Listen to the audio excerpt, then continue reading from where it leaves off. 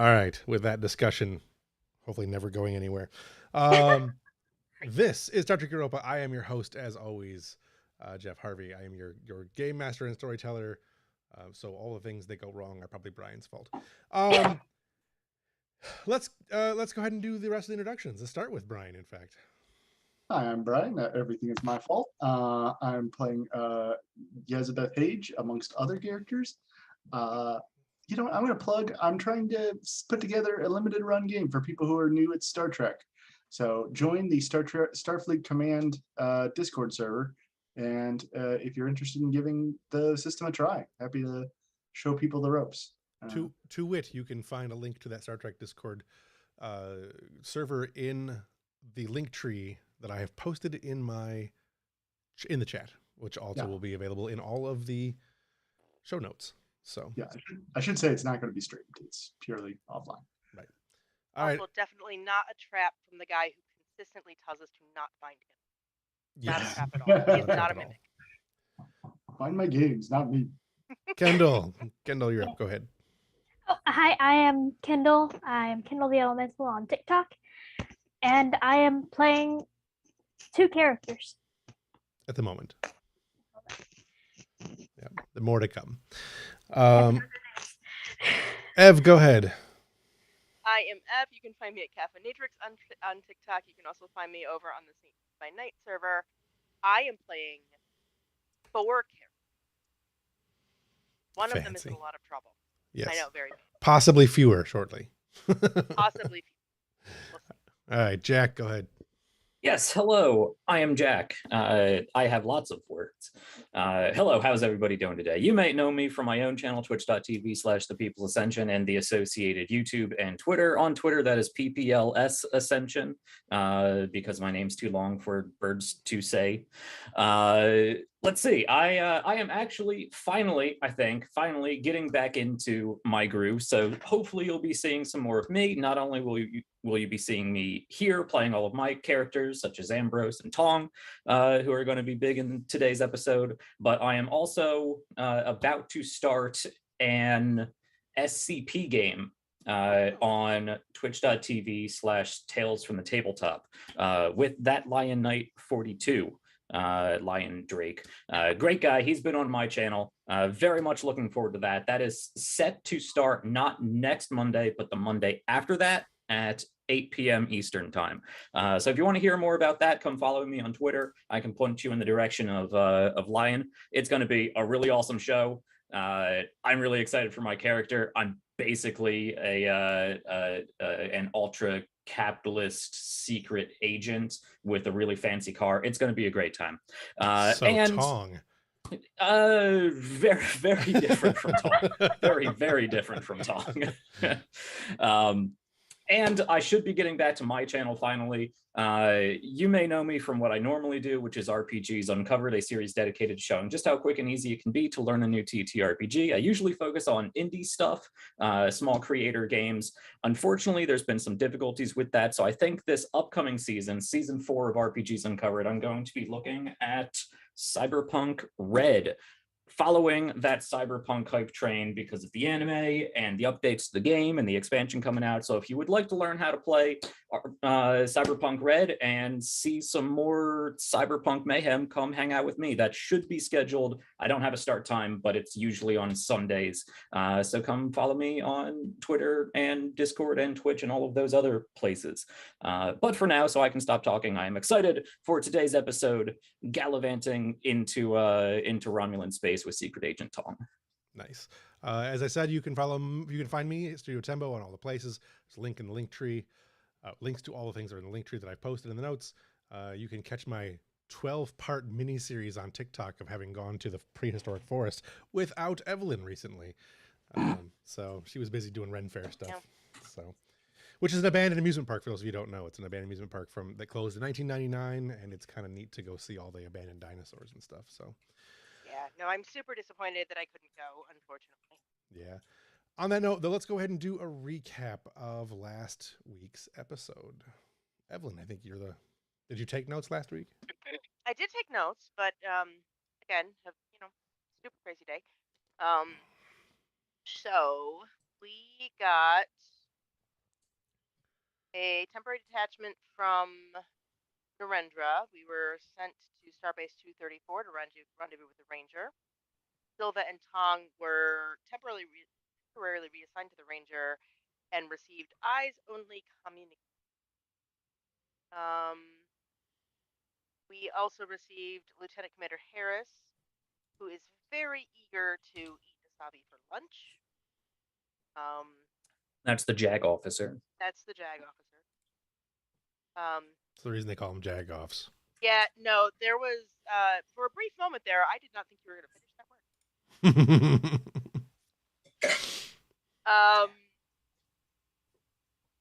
Investigating, had a conversation with Savi and with Yezbeth, and with the captain.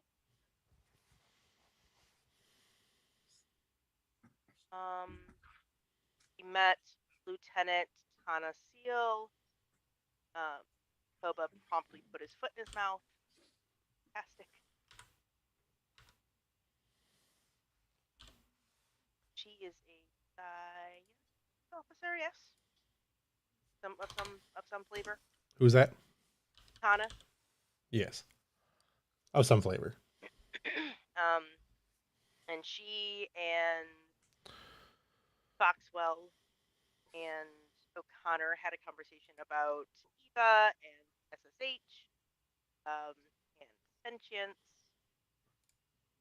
Had some snarky things to share about Foxwell demonstrating the intelligence that he was espousing.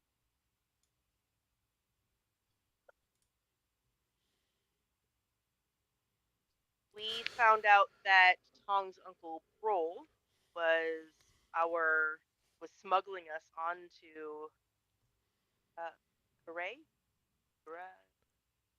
I think it's Korea 4. Yeah, oh, there we go. I missed an A. C- Korea 4. Carraya 4. Yep, I just missed the last A. I'm like, that doesn't look right. So yeah, Brol is smuggling us onto Korea 4. Tong was incredibly disconcerted, said Brol makes the bad Ferengi look good. Brol was very excited to have his nephew aboard and was trying to sweet talk him into joining him.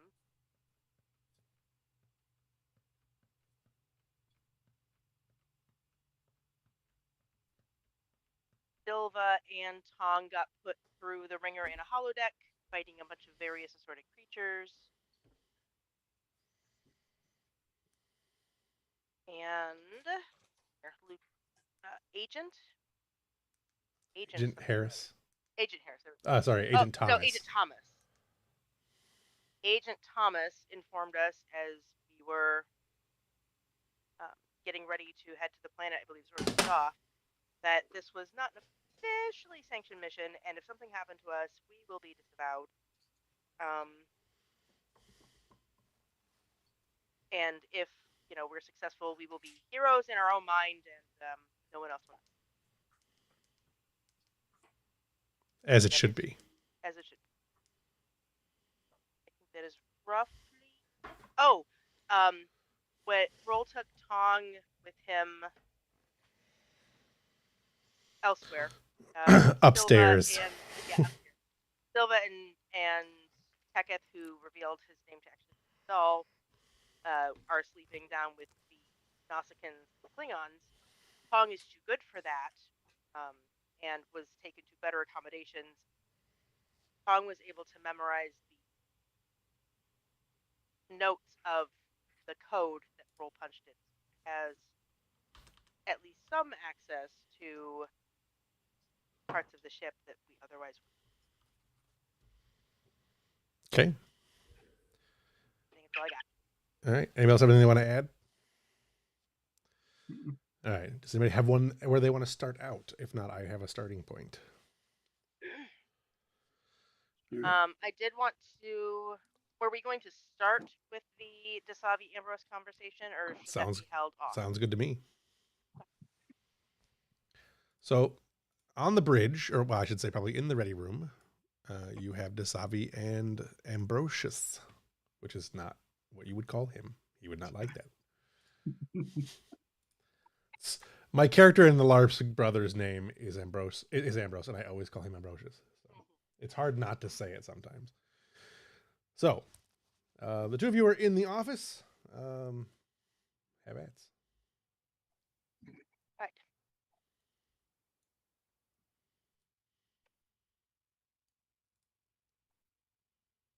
I had a conversation with the lieutenant commander, of course. How did that go? I have a concern. He is entirely too eager. I've noticed.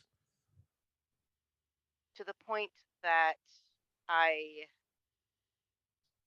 have reason to believe he's not going to be able to be. He seems to have come on board with out for blood.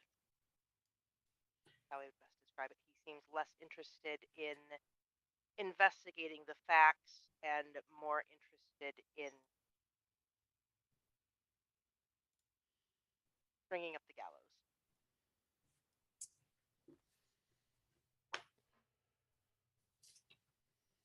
I believe our Lieutenant Commander Harris is looking to make one final big distinguishing mark in his JAG career to move up to whatever comes next for him. I get that sense. That could very well be. I'm not certain he holds any malicious intent, but he is clouded by something other than just finding the truth and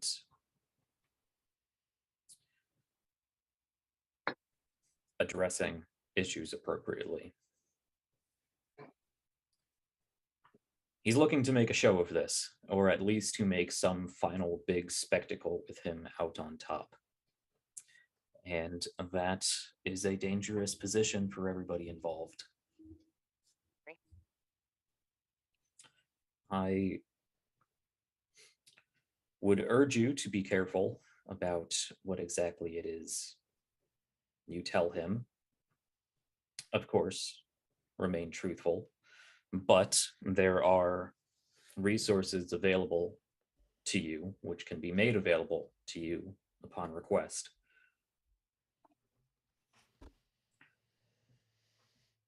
Unfortunately, using those resources sometimes does not look particularly favorably, but they are there for a reason. Specifically, I believe this reason. I've not had the chance to talk with the man in any detail. Went over his itinerary briefly.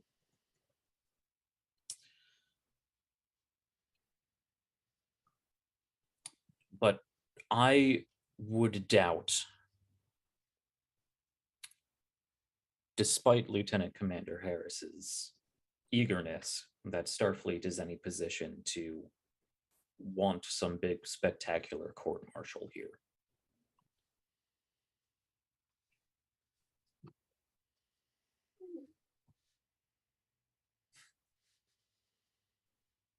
I would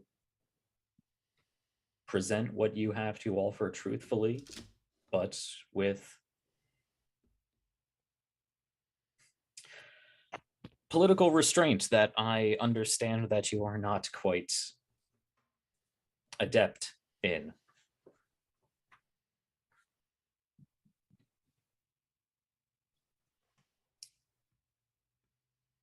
I'll be calling the admirals. Try to get ahead of this. It may be for the best. I was honest with him in my interview. I was just as honest with him as I was in my report. If I were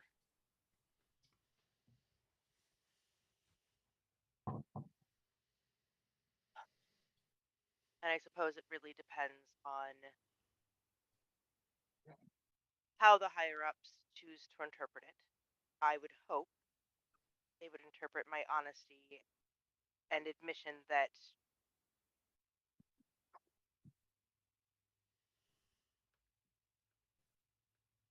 meddling with other people's minds was a violation. To hell with Starfleet protocols, simply a violation per person. I would hope that would show them that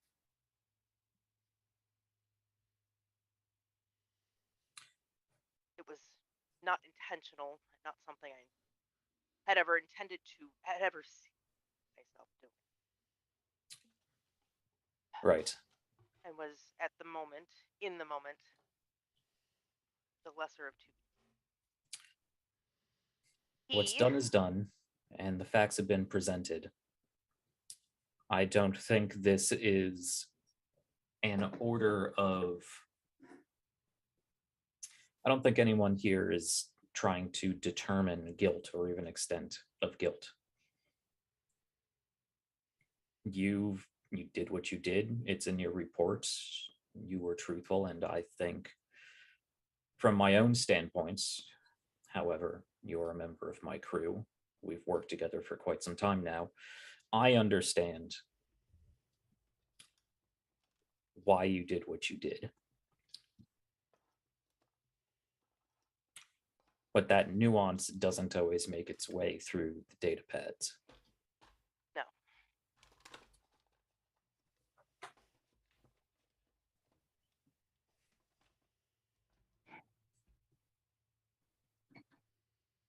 This sounds entirely, as I said, about making a name for oneself. And to do that, I would imagine that he is going to try to make it as spectacular as possible, which means as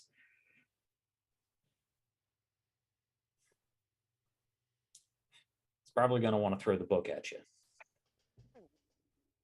And since you've admitted what you've done, and by the book, that is a very serious offense, the nuance might not come into play, especially in his mind. No, he seemed quite pleased. I don't intend to see that happen, but there will be consequences, probably for this entire ship. Because that's the position you were in, a representative of this entire ship.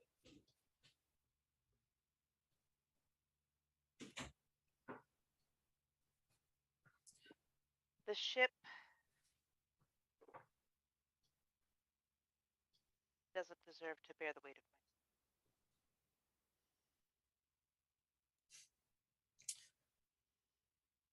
my. One person can't hold the entire burden of a Starfleet position, let alone command, on their own shoulders.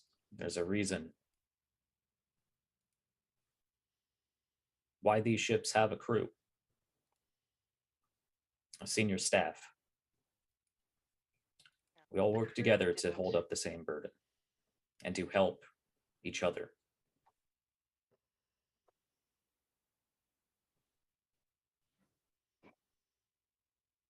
And in most circumstances, that is what we ought to do. The crew didn't make this decision. This was not put to a vote. They were not given an option. They weren't even being told what I was doing. I have no doubt if they had, they would have acted differently. The crew made the decision when they took their oath to Starfleet, when they stepped aboard this ship, to trust in the command of the senior staff, of the admirals who assigned the senior staff to these starships, to the captain who oversees the entire crew, who oversees the XO.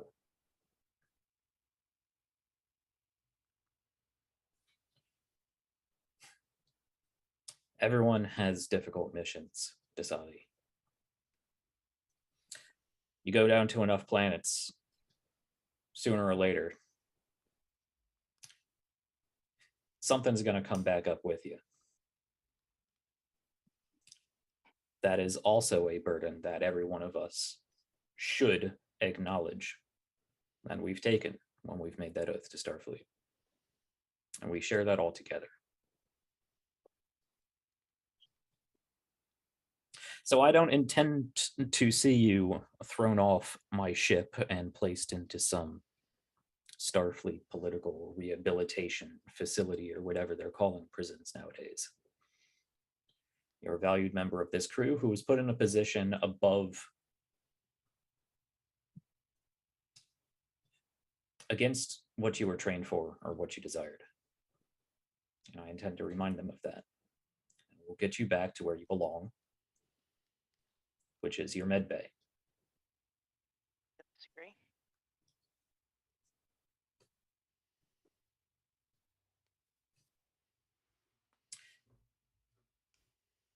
Is there anything else?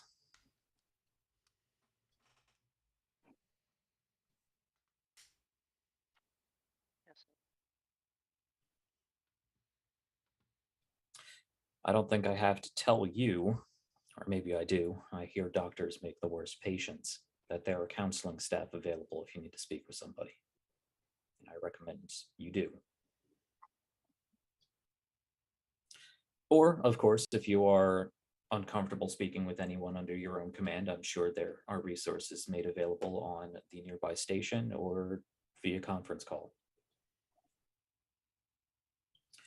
Until then, don't be too down on yourself. Harris plans to take that mantle on solely on his own.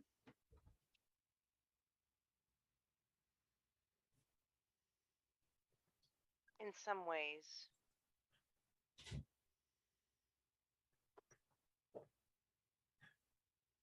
He could strip me of everything I've worked for, sacrificed for. And it wouldn't be in some way.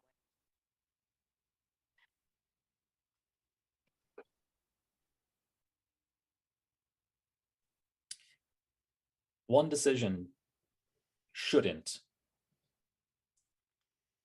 define a person, shouldn't dictate the rest of their life. You are more than that one decision.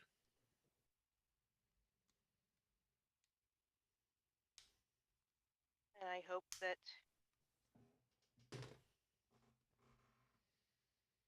that comes through. That the rest of my record shows this is not the market.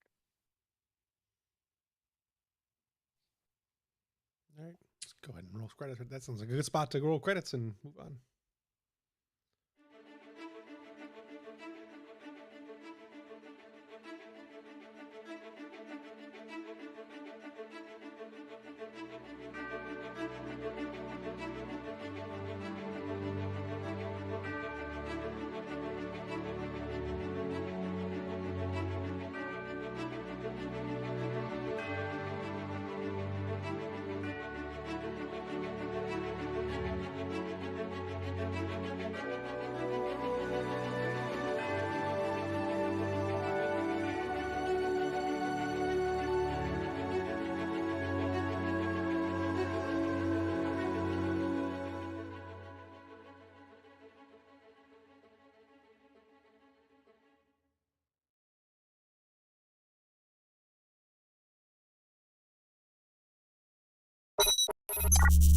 No, unless somebody tells me, hey, you're quiet, or I happen to have synapse open. Right. All right. Let's go ahead and do the captain's log, and then we will jump to Broll and his ship. The captain's log does not lead into that. It's just a good place to put the captain's log. Captain's log supplemental. While we wait for the recommendation of Lieutenant Commander Harris in regards to Dr. O'Neill and the hopeful return of Lieutenants Tong and Silva, Europa will be on a wellness patrol of this region. These tend to be rather dull assignments since the Romulans signed the Dominion War Pact. However, the current internal struggles rumored in the Empire and the ongoing Klingon Civil War. Tensions could be very high. All right. Back aboard Broll's ship. Tong has spent an evening likely... Oh, my lord. Likely avoiding... Well, thank you for whoever subscribed. Let's see. First time chat, I Cozen! gotcha. Hi, Cozen! With that, it scared the crap out of me. I know you guys can't hear it, but it scared the crap out of me. With that, Tong has spent the majority of the evening likely avoiding whatever it is Broll left for his employees. Whoever. To do, or whoever Right. Tong's Broll sent left for Tong to deal with. The morning the morning aboard ship happens, and you guys are getting prepared to beam down. Breakfast and whatnot with the Klingons and Nausicaans. Broll comes out to Tong. Says, "All right, my boy, you've had some time to think about it, but you've got more. I'm gonna be here when you get back. I promise you that. I'll be here. You think about everything I've told you and everything that these fine specimens have told you. In the meantime, let's get some, well, breakfast, I suppose." Puts a hand in your back and leads you, starts leading you towards the... Of course, Uncle. Yes, of course. Did you have any questions? As you load into the turbo lift. He's got this giant toothy smile on his face.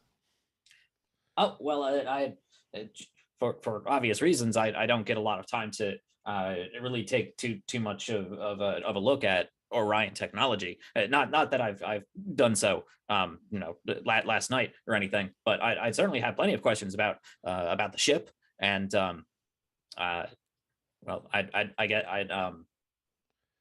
there's plenty of the stuff you're working puts his arm around you and to kind of stifle you a little bit. Oh, plenty of time for that, my boy. Plenty of time for that. But you know the price. Pokes you a couple times in the ribs, and the turbolift door opens up, and he gestures for you to make your way. Your friends are over there somewhere eating whatever it is the Nausicaans threw up last night. Ew. He smiles again and moves off towards an unknown location.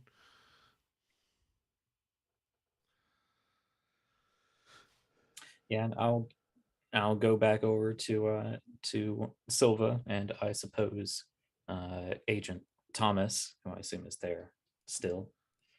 Yeah. Yep. It's kind of real stiff, looking around. The rest of you had a not, I'm guessing, pleasant evening of sleep. Silva probably didn't do too bad. She's a little used to the rough conditions, back in her day in the Maquis, but having slept aboard a Starfleet ship for a while, this is even going back to this from even having done this before. It's one of those things where it's like, nothing quite like staying at La Quinta. Evelyn got the joke. That's good. All right. But yes, so you guys are a little sore. You've been sleeping you slept mostly on the floor on piles of mats and things like that, or hard, as if you were sleeping. It's much like Klingon bunks on Klingon ships. They're just kind of hard and not well. Imagine it can't be any worse than the brig. Yeah, probably. Or whatever Starfleet. I mean, it's a prison Starfleet. I've been staying in. A Starfleet brig, though. I don't know. Yeah. So. The food's better even there. Yeah, that's a Marriott by comparison. So the four of you, or the three of you, are there at the moment. Harris is talking to one of the other Klingons as aboard ship and having a discussion with him about who knows what. But he keeps pointing to different weapons. So you guys have a few moments of yourself with just the three of you before Thomas gets back. Oh, well, great breakfast here, Tom. I love my grub worms glistening.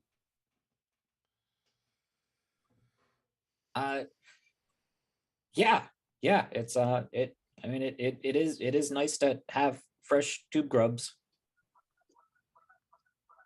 And the geese. You seem to be getting along well with your uncle. Do you think he'll come through? I think as long as Thomas here comes through with whatever he said he was doing, then yes, I probably. believe it was 15 more gold bars after we're safely delivered. Right. I mean, unless somebody can make a better offer. That is a concern. Of course, to get a better offer, he would kind of have to divulge, what we're doing, which would be risky if they don't make a better offer. So we'll probably okay. Tom, what do you say we put forward a little down payment of our own? Do you think you can tap into the ship's communications? Maybe we can, if they do end up turning on us, might be able to get a heads up. Shouldn't be too difficult. Yeah, I don't know too much about Orion ship design or programming protocols, and who knows what Burl has done to this ship with Klingon tech and Nausicaan stuff. I mean, obviously the ship can cloak, so it's not standard. Right. But yeah. I could try. Give it a shot. Just go ahead and plant a transponder somewhere in the cockpit. It'll intercept any comms traffic and send it to our badges. Well, we're not going to have our comm badges. No. Oh, that's right. I don't know if we're going to have any not efficient. communication down on the planet. I'd imagine that would kind of gotta have give us something. Could we Well, with the dampening fields, your communicators probably wouldn't work anyways. Right. Part of the plan that you've been informed is that you're going to try to use a communications console on the planet side, because there is working technology on the planet. It just isn't widespread. all right, well, never mind then. If there's no technology for us to get forewarned with, then it doesn't really matter. You wanted to what are we trying to figure out exactly? You wanted to know if he sends out a message somewhere? Yeah, I basically. gotcha. Yeah. Well, Would I assume we'll be bringing a basic tricorder, even if it doesn't work terribly well. And a tricorder in principle is just a really fancy communicator that looks for different signals. So I could try to reprogram that. And if we make it a one-to-one link from whatever I put here to that tricorder, it might cut through the interference and be unlikely to be intercepted, but I can't really guarantee that. I think it's worth a try. I'd rather have a shot at a heads up than not. Right. would it be, and I'm going to guess the answer is yes, but I'm going to ask anyway. Would it be entirely unfeasible, given the time that we probably have at the very least, to set something up to scan for specific keywords or phrases, and if those are uttered, somehow sabotage the ship? Yeah, you wouldn't have time for that. Okay. Yeah, that would I take figured. a lot of prepping, and we're about to beam. You're getting ready to beam down Right. shortly, so. Okay. I figured, but doesn't hurt to ask. Tong could probably pretty easily tap into the replication system and get into the ship's systems for communications and everything else. Like everything ties together. We've already figured this out. That's one thing Tech have proved. So from the room you guys are even in, Tech, Tong could probably figure something out with a decent enough roll to set up something where the tricorder would get like it could record all outgoing messages. Really, like you get a notification of all outgoing messages. That would probably be your best bet. Okay. It's like exactly what we're looking for. That's more than I assumed that we were going to get. So yeah, I assume we're in a mess hall or something equivalent. So there has to be a food replicator here. I could go over and now, whether or not you actually get the information because you'll be on the planet as dampening, you don't know, but you can certainly set it up. So. Yeah. All right. Well, let's say the difficulty, because you're using the inappropriate equipment, where the difficulty is going to be 3. I'm going to go ahead and spend a threat because you're in the middle. I'm going to spend 2 threat because you're in the middle of a mess hall with Nausicaans and Klingons aboard a ship that is not yours, messing with stuff that is definitely not yours to mess with. So if you get seen, that could cause problems. And I assist. I Yeah. was also going to ask to assist. Can we both assist? I mainly want to run interference for Tom, like distract any Nausicaans, make sure that keep people occupied and off of Tom. Okay. So here's what we'll do. Silva, you go ahead and roll first. It'll be, let's see what we do here. Something in presence. Let's say. Not security, espionage. Yeah, presence. I would say presence and security because you're not. Yeah, you're still doing something physically with your body to distract somebody. So let's say presence and security would be fine. Okay. Okay. And if you difficulty is gonna be 2, and if you succeed, you will flirt or otherwise entertain Nausicaans in a way that they don't notice, be it knife sharpening on your teeth or whatever. Yeah. I think I'm going to try and strike up a conversation with them about Damjot or something that they care about, just as a distraction. Damjot. Huon played Damjot. Oh yeah, I was there for the Damjot championships on Andor last year. Thinking if you fail, one of them stabs you through the heart. I don't know. Well, I succeeded, so not today, Nausicaans. All right. So you're talking with the Nausicaans about Damjot, and they start laughing and gathering around you and talking about Damjot, which will give you advantage to Tong and Teketh for the actual roll, which means the difficulty is lowered essentially by 1. So difficulty is 2 with 2 additional complication. Go ahead and make the roll. It would probably be for Tong. It's daring and engineering and maybe security. I could see daring and either security or engineering for either of the 2 of you. Okay. Yeah, daring makes more sense. Control is way better, but daring makes more sense. Right. Yeah, it's definitely daring. Yeah. Are we doing 1920 complication or 18-19-20? 18-19-20.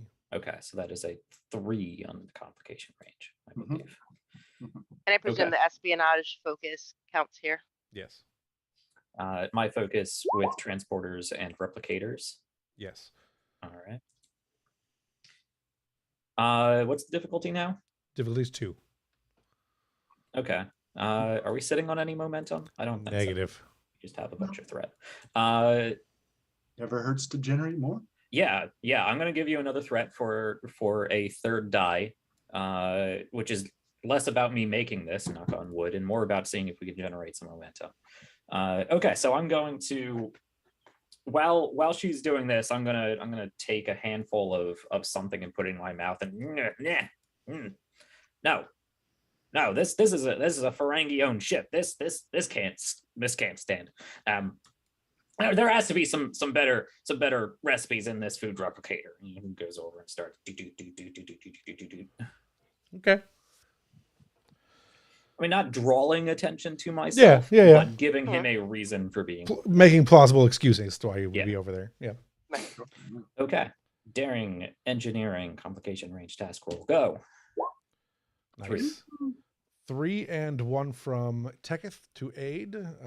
So that is 4. You had a difficulty of 2. Nice. That is 2 additional momentum. You can either use them to do something right now, or you can save them. I assume you don't have a whole lot you want to do here right now, so you probably save them. Yeah, best to bank them for whatever mess we're about to get ourselves into. All right. 2 momentum. So you succeed in implanting whatever the device is, the Technobabble chart number 3. I'm actually basically doing what Teketh did in reverse. Right.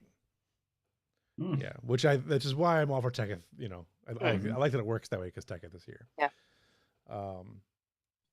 So yeah. Yes. He'll just kind of like point out, like, oh no, like if you this here, see, that's where you went last time.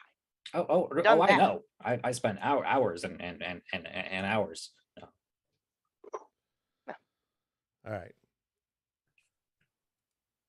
After a few minutes of that, Silva manages to wrap up her conversation without being beaten to death or stabbed in the heart, which is an accomplishment when it comes to both Silva and the Nausicaans.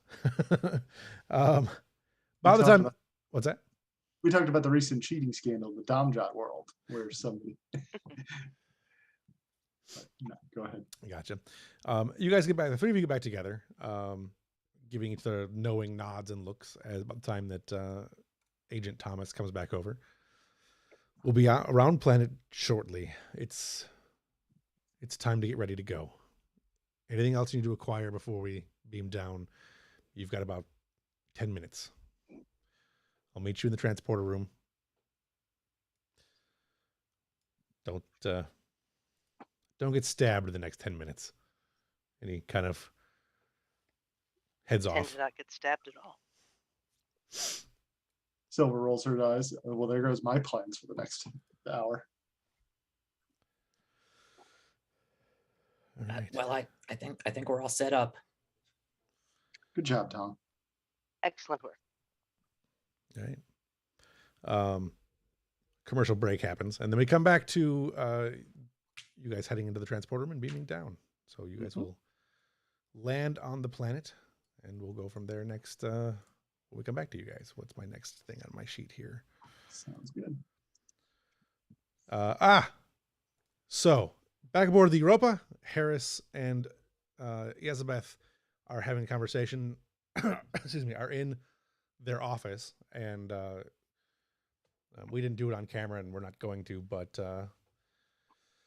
he goes through and says, all right, that's Define. We've got Mills is already done, and Kostra, and he goes through a list of names of people that he has interviewed and talked to. The last one on the list appears to be the other Onat. Could you, if she's out there, could you send her in? Of course. And she'll go fetch her. Call her down. Kendall will arrive. A bundle of nerves. Other Kendall. Yep. Sorry.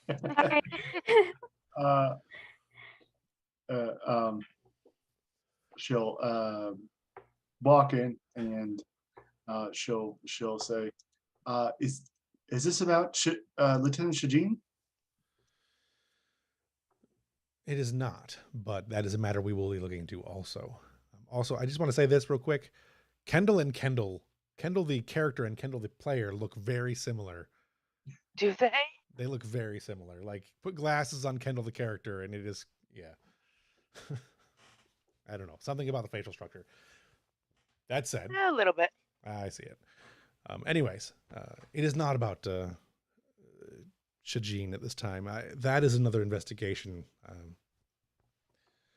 altogether. This is in fact an investigation regarding the actions of Dr. Onayat in several recent missions. Please have a seat. Sit down. Hands up, parallel to her legs.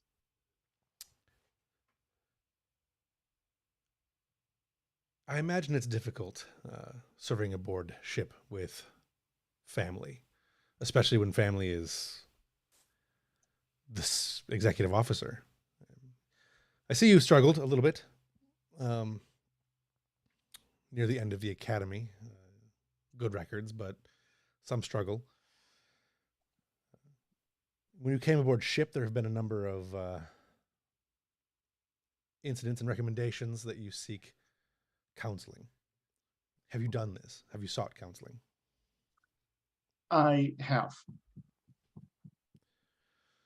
I believe the contents of the counseling are confidential. Yeah, it's absolutely. I just wanted to know if you had sought the aid. My mother recommended it, but yes, I have. May I ask, and of course, feel free to say no if it's over the line, but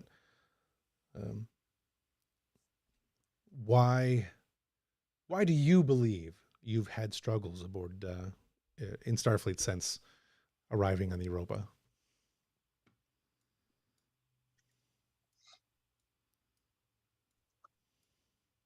Well,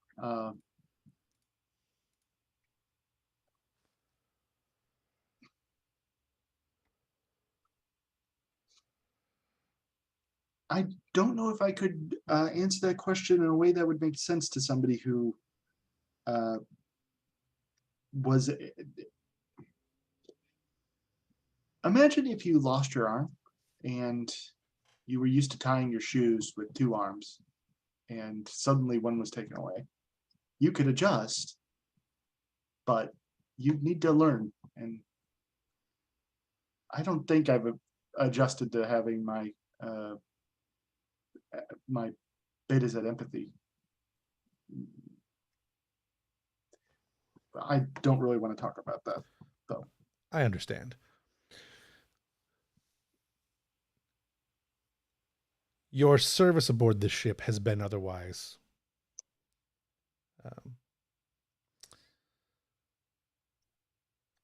I don't want to say exemplary, but satisfactory. There's been a few incidents, obviously. You've had some cross moments with Lieutenant Shajin, as you pointed out. Let me ask you this. How do you feel the executive officer has thus far dealt with those conflicts? Do you believe that they are in any way affected by her connection to you on a personal level? She hasn't given me any special treatment, or if that's what you mean. She's been as competent a executive officer as I've ever seen. Her very short career jacket probably belies the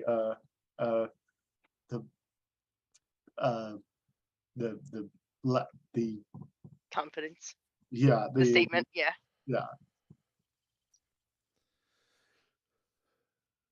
Excellent. The last question that I really have is, why did you join Starfleet?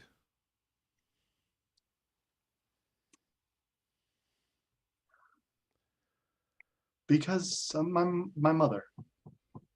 She was a hero to me growing up.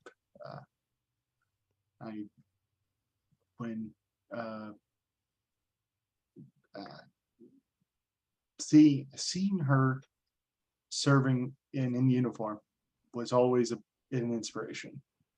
And so after the Dominion War, I decided to join and follow in her footsteps.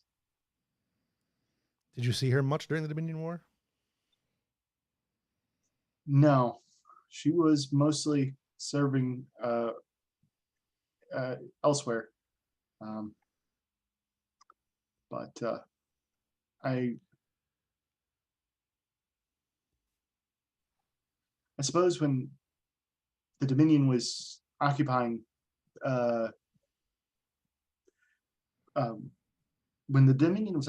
Beta Z, I wished I'd been where she was, helping her. And when I couldn't, it made me feel like the only way I'd be able to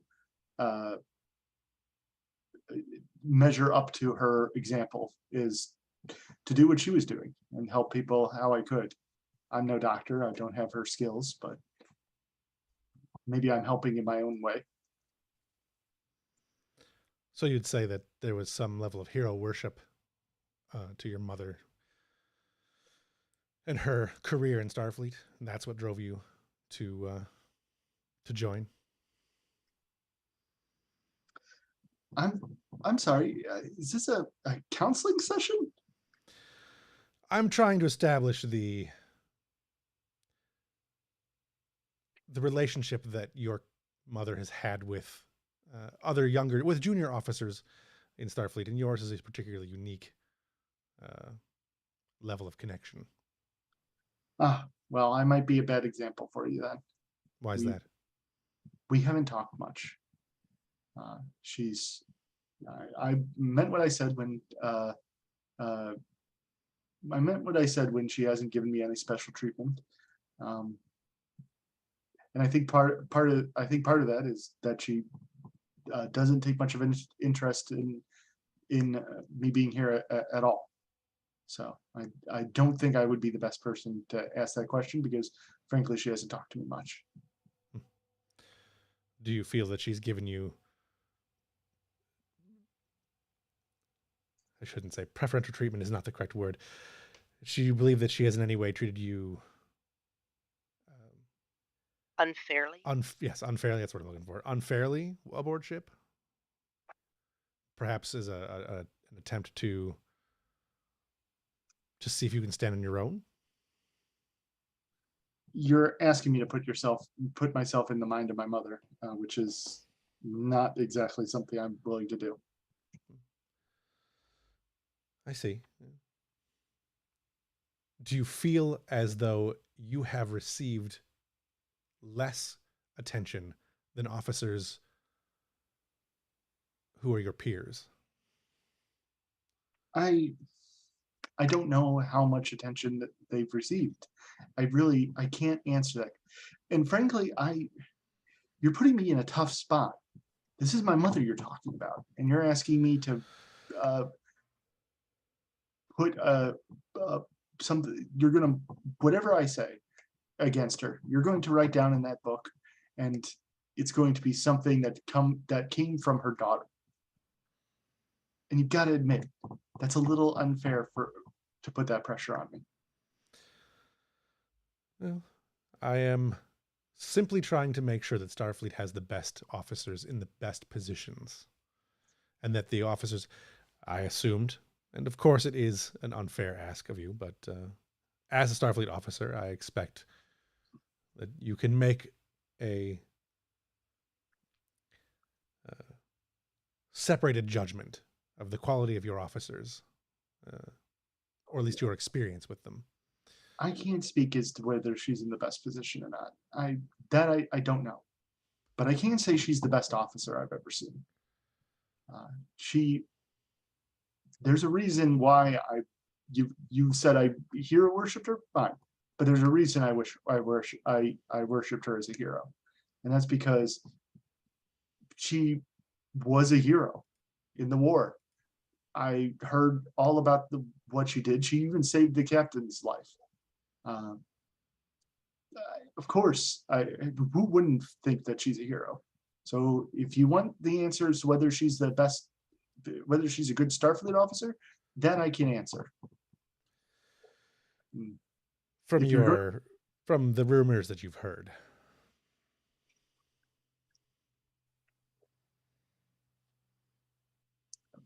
From the rumors that I've heard of what? That she is a good Starfleet officer. You've served very little time aboard ship. She hasn't spent much time with you. She has largely ignored you aboard the ship.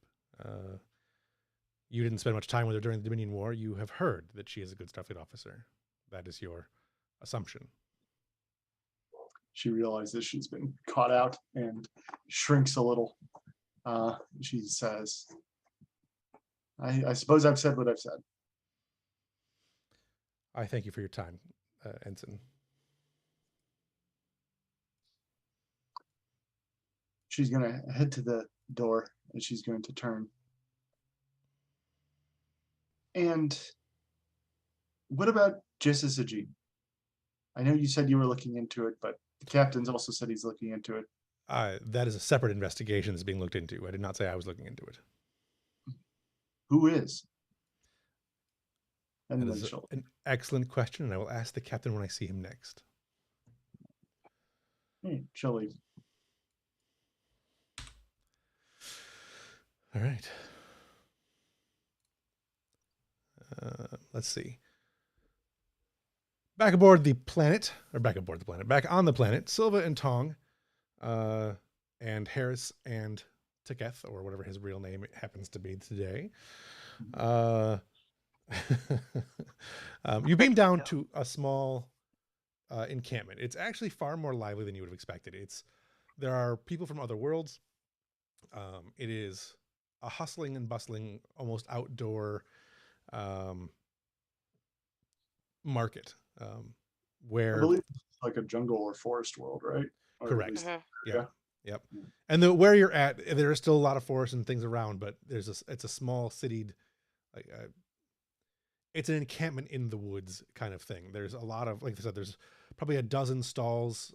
There's a Uridian and an Orion and a few other races that are on the planet. They're clearly there, like they have small shuttlecrafts that have landed there. They're clearly there with the intent of selling things, probably at exorbitant prices, to the prisoners who are trapped on this world. It is hustling and bustling. There are a lot of people who are dressed in a gray full overall with numbers on it. There's also the numbers are in Romulan. There's a large tag on their backs also that is in Romulan.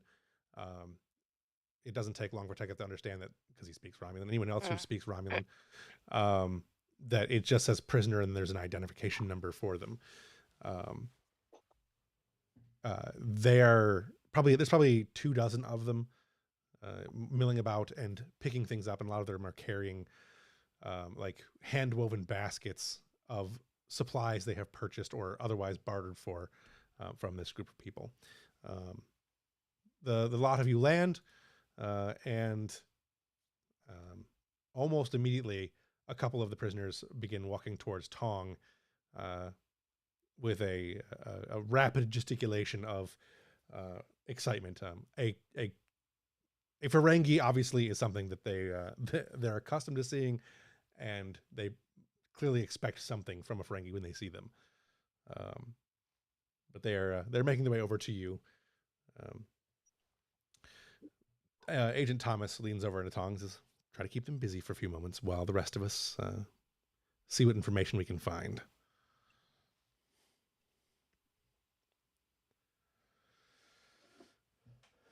The longer we spend here, the more likely we are to be found as not supposed to be here. Teketh, or what is Teketh's name? Sorry. Oh, there it is. Lidal. Lidal.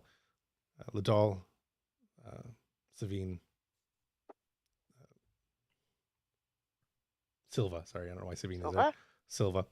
Savine is, I don't know, sorry. Lidal, Silva, spread out, see what you can find. And we're looking for any information we can find about high security prisoners or high security prison areas. Got it. They promptly swamp Tong as the three of you move away. This can be a little social role for Tong. I don't know what you want to try to, what kind of story you want to make up, or if you just kind of want to try to bumble it. But yeah, he's definitely bumbling. He was not aware that this was his job. He was assuming he was the tech guy, not the face of this shadow run, and he is not it. I mean, there's a reason he's not a Ferengi merchant. There's a reason he's a Starfleet engineer. Right. So he does just look at Thomas like, "What are you making me do?" Are we like, this was not the situation Tong was expecting at all? Are we in like black turtleneck spy gear? Did we come down in civilian clothes? You are wearing the turtleneck gear underneath some easy access civilian gear. So he informed you. I should have said that before. He would have informed you that the first step is to get some information as to where we're actually going, and then breaking into a high security facility after that. So yeah, I think there was a lack of mission briefing here, because Tong assumed that he was going to that they were beaming down into a forest and they were going to scale a wall right. and slither into a facility and break into their comm channels, and now he's, I don't know, selling lint from his pockets to prisoners. Distracting them temporarily. Yes, there is going to he did inform you that during the mission briefing. We can jump back real quick to the mission briefing that the first step was to land here, get as much information as we can, and then we're going to be breaking into whatever facility we find.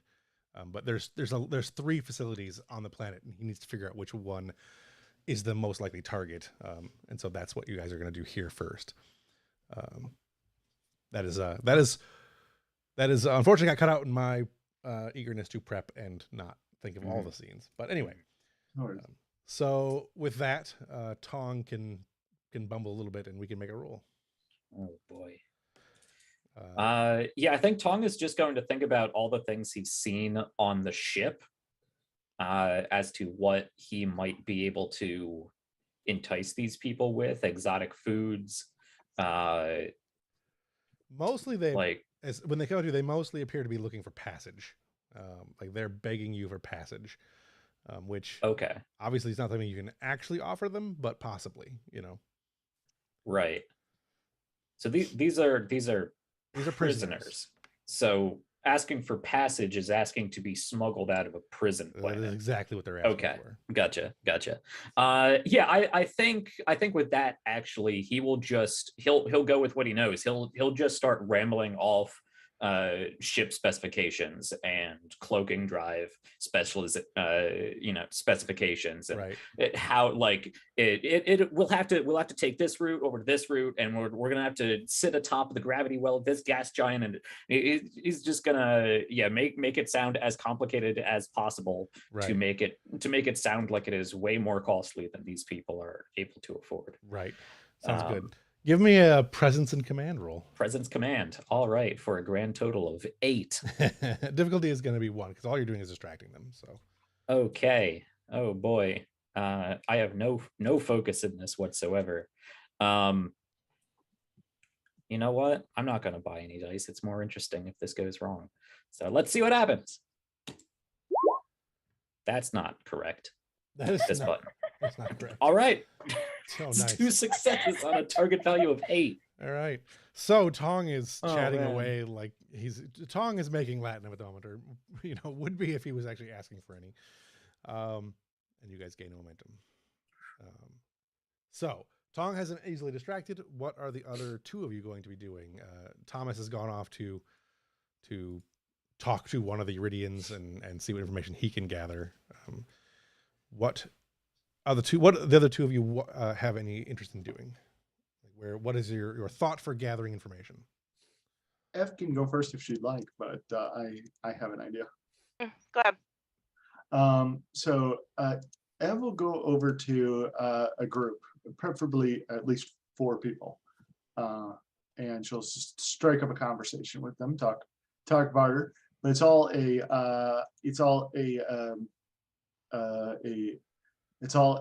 ruse. So what I would like to do is I'd like to spend momentum to say I grabbed something valuable from the ship. Something like Something to just barter. a trinket, yeah. And I'm going to tell them, hey, listen, have you ever seen one of these? It is a gold-plated Rubik's sphere. It can be used for all kinds of things. And she'll make up some grade A bullshit about everything you can do. And she'll say, I'm looking to offload it. And guess what? For not very much at all. I just want to know a little bit about the high security section of the planet. Are you going to be talking to a prisoner, or are you going to be talking to a group of 4 prisoners? Prisoners, okay.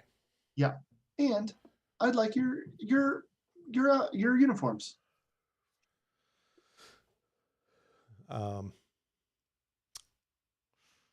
Okay. One of the prisoners is, well, I don't need a lot of the functions this thing has, but I can certainly use it to barter for something else. The uniforms, though, that's a little harder. If we're seen without these, it's bad. It's really bad. But go ahead and make a roll. Yeah, let me see if I can talk him into it. So I have the interrogation talent. If I succeeded a task to coerce someone to reveal information in a social conflict, I gain 1 bonus momentum, which can be spent on the obtained information. Okay. So I have to succeed at the roll for that to apply. Are you doing something separate, Teketh, or are you doing with? I think we will spread out. Okay. To try and cover them around. Okay. I will spend a momentum on this roll.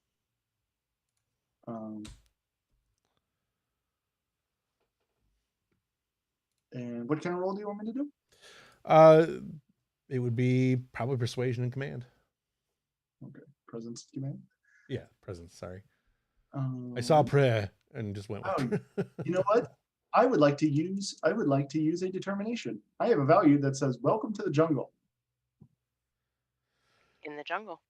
Yeah, Literally the jungle. Oh, that's not what that means, but look, it is also figuratively the jungle. yes, it I is know. figurative jungle. Yes, I will. I'll allow that. All right, cool. She is here and ready to rumble. Yeah, so that gives me 2 free successes. Going to still spend that momentum. That's That's 4 4 successes. Difficulty was 2, so yes. You have 2 momentum to gain for the action, plus you gained 1 free momentum, correct, for the for your feat, or whatever we call them now, talents. So they tell you that the prisoner tells you that, yeah, I can. They talk amongst themselves for a few minutes, and then one of them's like, yeah, I think we can do this for this for this. I think the Ferengi probably want this, and we might be able to get some passage for at least 1 or 2 people if we do this. Let's give up the uniforms, and we can do this. And then they tell you that there are 3 maximum security facilities on the planet. One is currently, one of them is currently being evacuated. Or no, sorry. One of them is currently being shut down, as in decommissioned, and the other 2 are active, but one of them is scheduled for the prisoners to be taken off planet soon. Okay. For my obtained information, I'd like to know a bit about the security here. Like, do they have biometric scanners to determine who each prisoners are? So the uniforms, and there's a chip in each person, are used to identify when entering specific areas of the planet. Every night there is a count. Every prisoner has to be accounted for, or else bad things happen. They don't talk about necessarily what, but there's also there are a number of on-world guards, and there are regular ships. There's a regular patrol of ships that comes through the area. Okay, but so it sounds like they mainly keep track of prisoners through those chips. Through the chips and uniforms, yeah. So the uniforms are scanned consistently, and the prisoners have chips. Okay. Yeah, I think that's all. I'll bank the other momentum, or I'll bank the 2 other momentum, since that was my bonus momentum.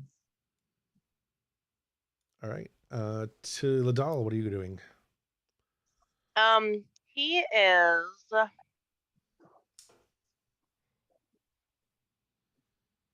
He's going to kind of just slowly intermingle amongst the people, listening for what chatter he can pick up, listening particularly for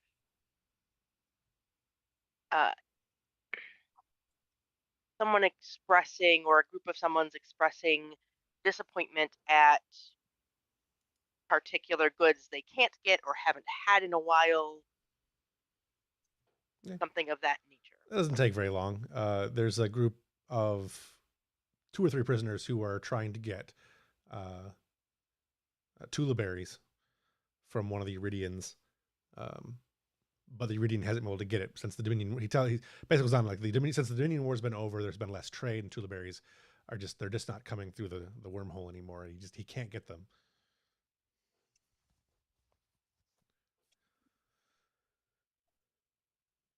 Which obviously starts up the disappointment. Hugo, are they staying with the Iridian, or are they like moving away and just kind of crumbling to themselves? Whichever you need, whichever works best for you. They will eventually move on.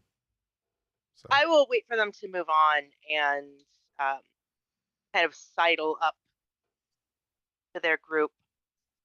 Okay. They give you a look at first because, pointy ears. Right. So, but they stop and look at you as you enter their group. I heard you're having difficulty getting particular goods. They look at each other for a second and then nod. I work with a purveyor of rare and difficult items who is looking to bring, well, really looking to see if it's worth the trouble coming all the way out here. Well, I mean, we've got some things to trade. I mean, they all make the trip out here, so I mean, we're not we don't have dilithium or anything like that, or latinum. Well, not much latinum anyway. You can get those sorts of things anyway. What is it you have to offer that makes you unique? Well, most of us trade either handmade items or there is a mine on the planet, and a lot of the workers will pocket some of the ore, which is pretty valuable off-world in some uses.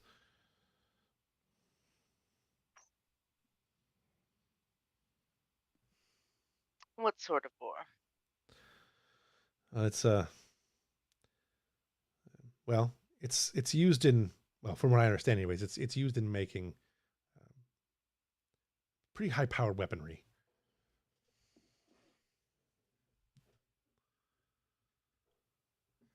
The kind of stuff that is extremely illegal in most places. Even the Romulans don't like it. It's, well, although the Romulans are the ones who are mining it, so they must not hate it entirely. But it's an illegal technology for most of the Federation, and even the Klingons don't like it. It's a disintegration type of weapon, beyond disruptors, which are bad, but it's an agonizing kind of weapon from what I understand. I've never seen one, but I guess they were made a long time ago. And the Romulans have been, I don't know, tinkering with the ideas. We don't know what they're really doing with it, but it's used in that kind of weapon.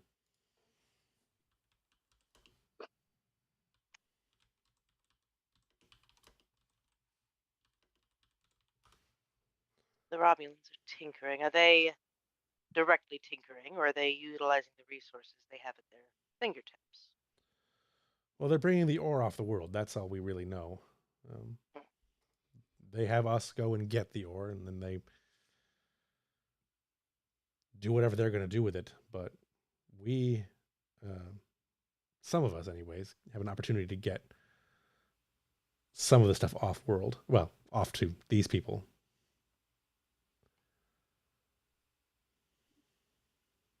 Interesting. I would have thought something that illegal would have been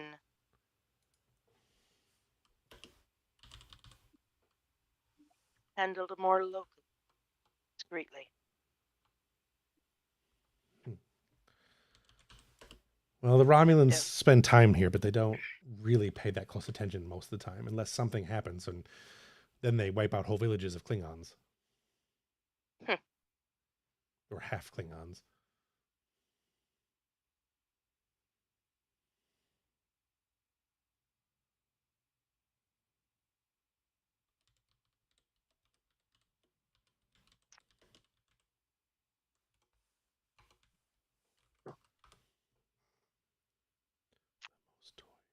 Something that's illegal may be too risky, especially if the Romulans are discreetly doing whatever they're doing. But they would know it came from here. Easily traced back. Dangerous for my employer and for... He just sort of gestures around. Perhaps something a little less deadly for all of us. It's possible. I mean, what are you looking for?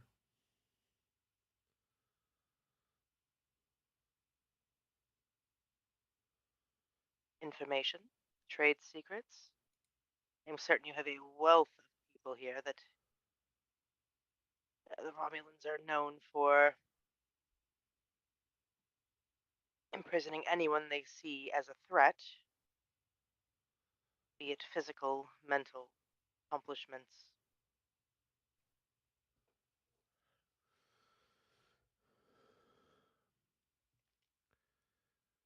Well, I mean, we have information, not a lot, but maybe we can help if it gets us some tula berries. The Veron T disruptor. That's the thing I was trying to think of. I couldn't remember the name of it. Veron T. Yeah, that's. You spelled that. It's not really that relevant. The Spell it Varon, anyway. Varon. It's from the episode "The Most Toys." They didn't make very many of them. But that technology is what the ore is used for. Gotcha.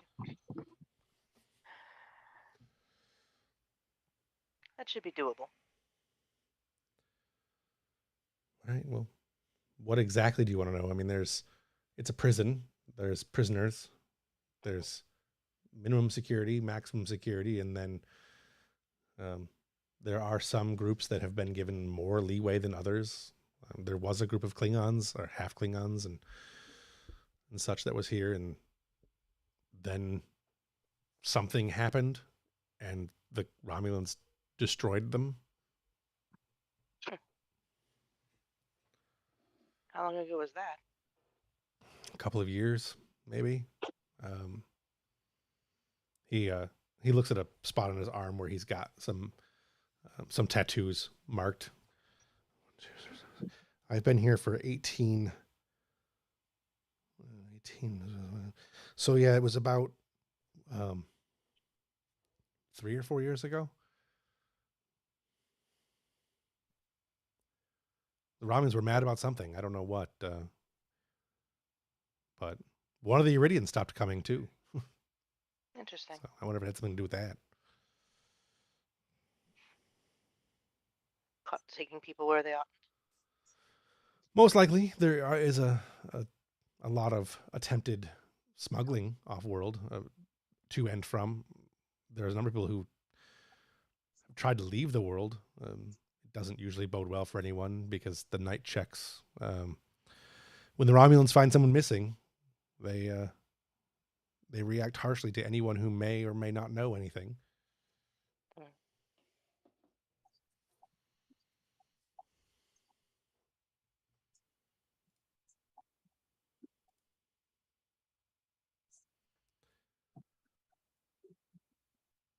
Do you have anything else you want to ask specifically, or do you want to just make a roll?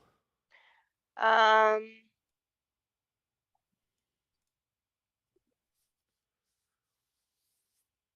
mean, they're obviously open to some kind of negotiation or discussion at this point. So, what about more recent? Anything in particular of interest in the last year or so? Well, there's a couple of new high security prisoners that have been brought in. I know of a couple, at least 3 or 4 that were brought in. One of them, I think, was executed recently. Not something we should really talk about, though. If you want to make a roll to coerce them further, I will. You guys need some momentum anyway, so. Yeah. So this will be. I would argue that since you've been talking to them the way you have, either presence or insight, probably presence would be a better option, and command would be your other. Command? I don't have commands. It's a terrible roll. You have it, just not very good. Right. I do have persuasion though. Mm-hmm.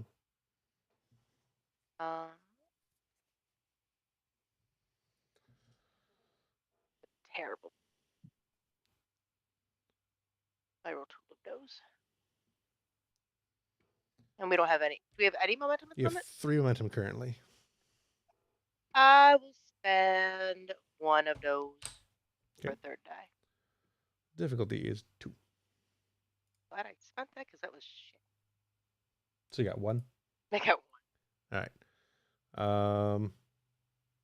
You don't have any values yet, do you? Or any talents, any values? No, he does not. because he was MIA for a while. Okay. So he didn't level up with everybody else. Right. They're like, yeah, the three that I know of, two of them are in the compound to the west, and one of them is in the compound to the north. But I don't really know much more than that. I just know where they've been taken, just pretty much based on the patrols. And every now and then you'll see,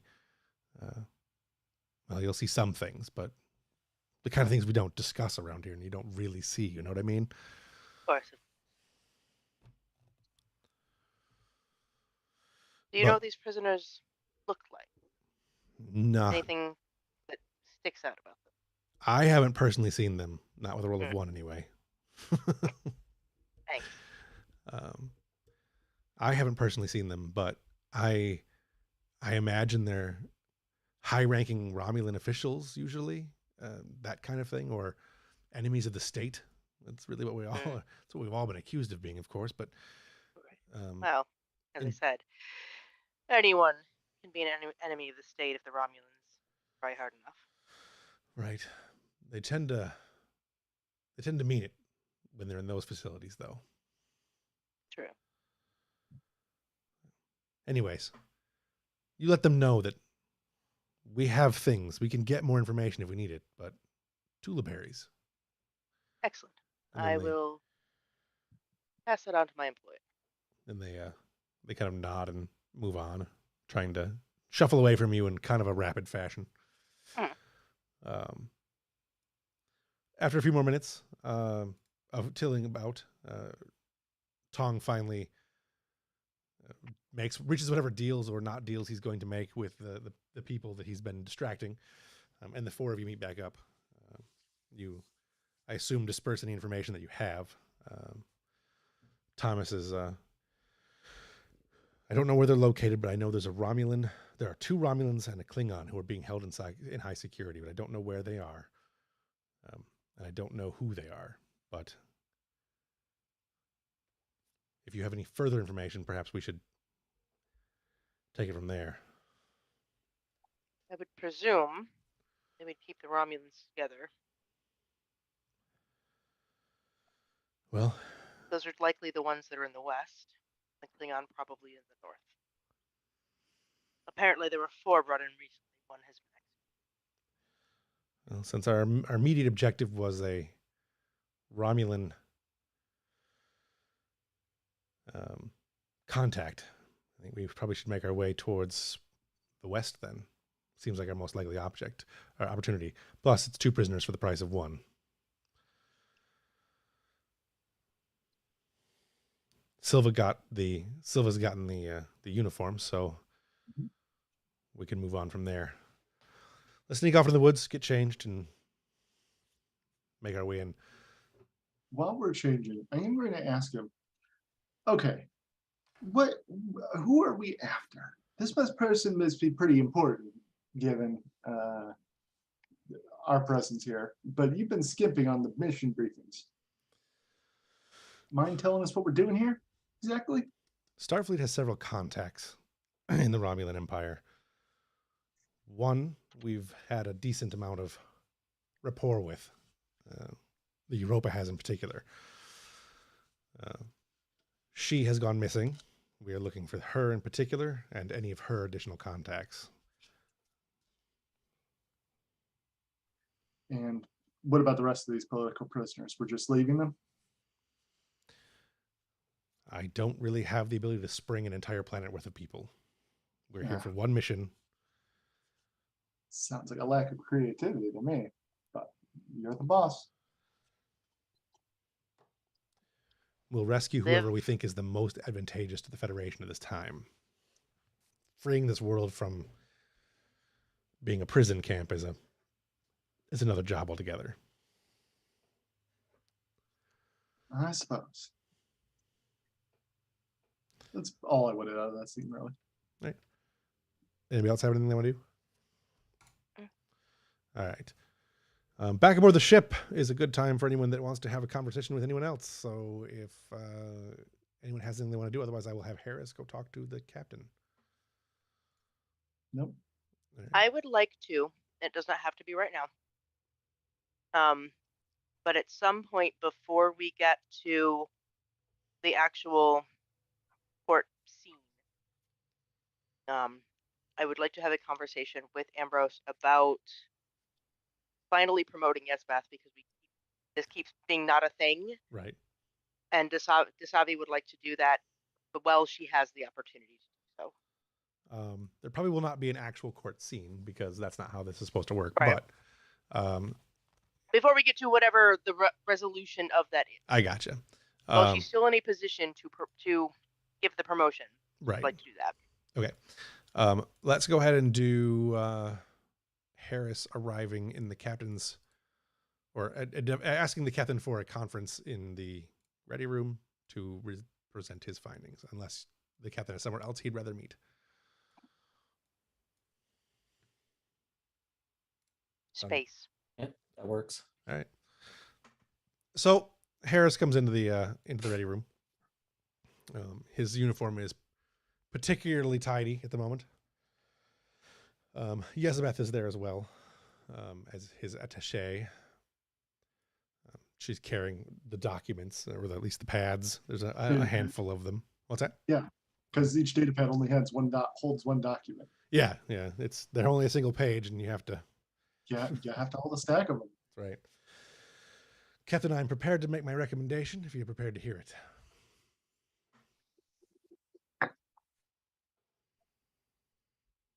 suppose I am, Lieutenant Commander. This seems to be quite a thorough investigation you've put on here, much larger in scope than I would have initially understood it to be. Well, It seems you've questioned half my crew. Yes, sir. I think it is important to make sure that I have as much information as possible before making a recommendation of this nature to Starfleet. In my investigation, I attempted to determine whether or not the actions that the doctor or the executive officer of the Starship Europa were warranted, were avoidable, and if there was a pattern of repetition in this sort of behavior. My recommendation to Starfleet will be that there is significant findings to suggest that Commander Oneat be held accountable for the actions aboard that she did aboard the planet in regards to the Emil, and that the actions involving the Hidal, as well as other incidences aboard ship, show that there is a distinct pattern where the commander is not fit to be in command of a ship. I said that in the worst possible way I could.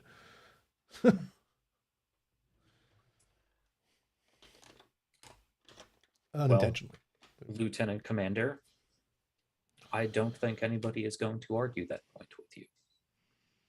Lieutenant Commander Desavioneat understands that she was placed in this position on a temporary basis because, well, as you know, we lost our previous captain and I was promoted to captain.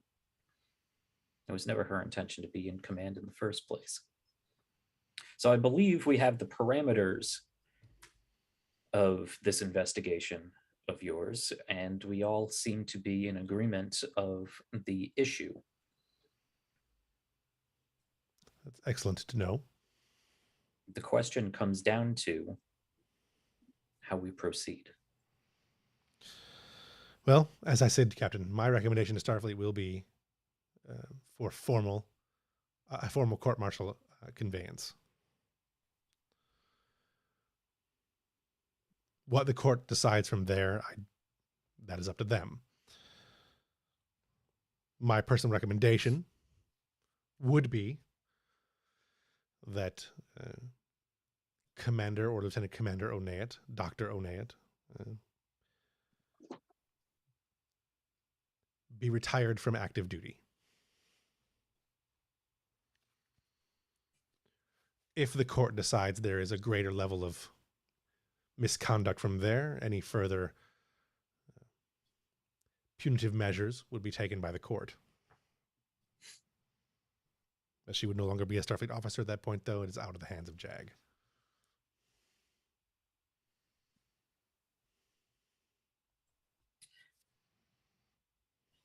Lieutenant Commander, have you served aboard a starship before?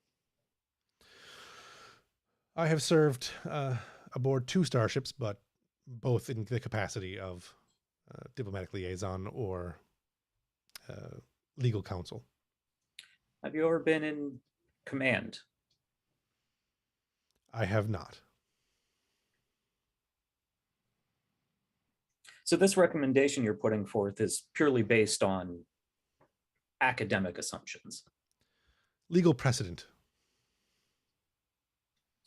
Legal precedent.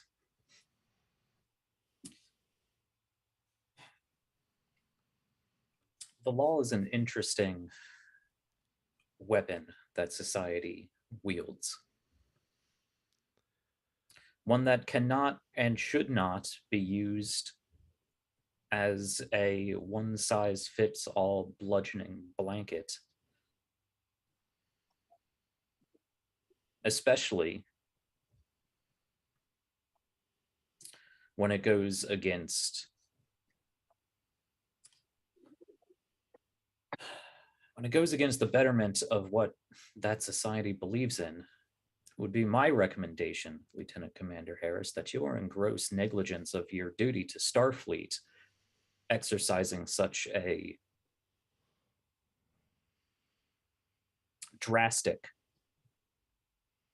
recommendation, course of action for a Starfleet officer, a doctor, and a person, a citizen of the Federation who has been exemplary up to this point and has only faltered in a position in which she never wanted to be placed in to begin with. You're free to make whatever foolhardy and amateur suggestions you may like, but I will have my own recommendations, ones based on more experience and practical observations. Captain, I understand your reputation. I understand that you have a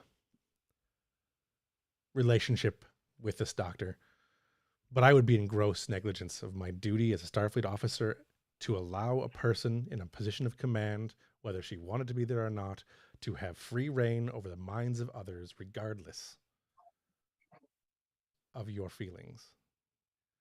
I will make my recommendation to the Admiralty, and I will note your disapproval of that recommendation. Lieutenant Commander, I believe you made that recommendation long before you stepped foot on this ship. And so I don't believe I have any means to convince you otherwise. However, I want you to understand, as I think you already do, that this is an important case in your career, and I would hate for you to be embarrassed as to how it turns out. Well, I believe a jury of the Is doctor's there- peers, or a because- tribunal will isn't a jury trial.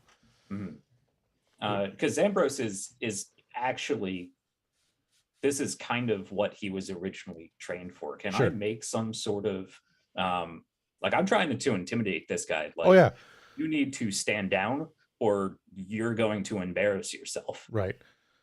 Could I make some sort of presence command role? I do have focus in composure, diplomatic relations.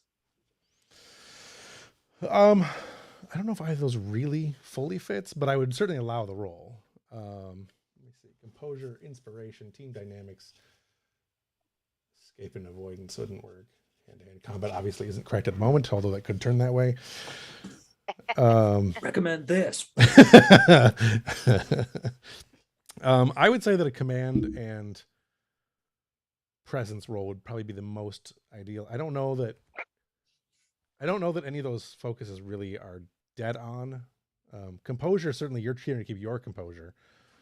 But since you're going after, you're trying to intimidate him, I'm not sure that really fits. Yeah. Yeah, diplomatic relations is different. A little bit from law. different, yeah. Yeah. I say, I feel like there actually could be an argument made for diplomatic relations in sort of reverse engineering. Like, these are the things we don't do. Yeah, because that's kind of where I was going, trying to poke some holes in Sure. his how he interprets the Starfleet Charter and his duty to represent and facilitate the representation of Starfleet and Federation ideals. I could make an argument for it, I can allow but that. I yeah. know it's not the strongest. Yeah, Okay. I'll allow it. Okay. I'm going to say because he's pretty set in his ways at the moment that his difficulty is going to be. I'm going to say it's 3, but I'm going to burn one of these because of the comment I was going to make a second ago, and make it 4. So. Okay. Also because you have a 16 to roll. Yeah. I'm actually pretty good at this. And I don't expect him to be like, oh, well, you're right. Let's just drop this whole thing. Right. I'm not even really concerned if I succeed in this. I just want it to be made. Yeah. So I will, I'll give you another threat for 3rd dice and give this a roll.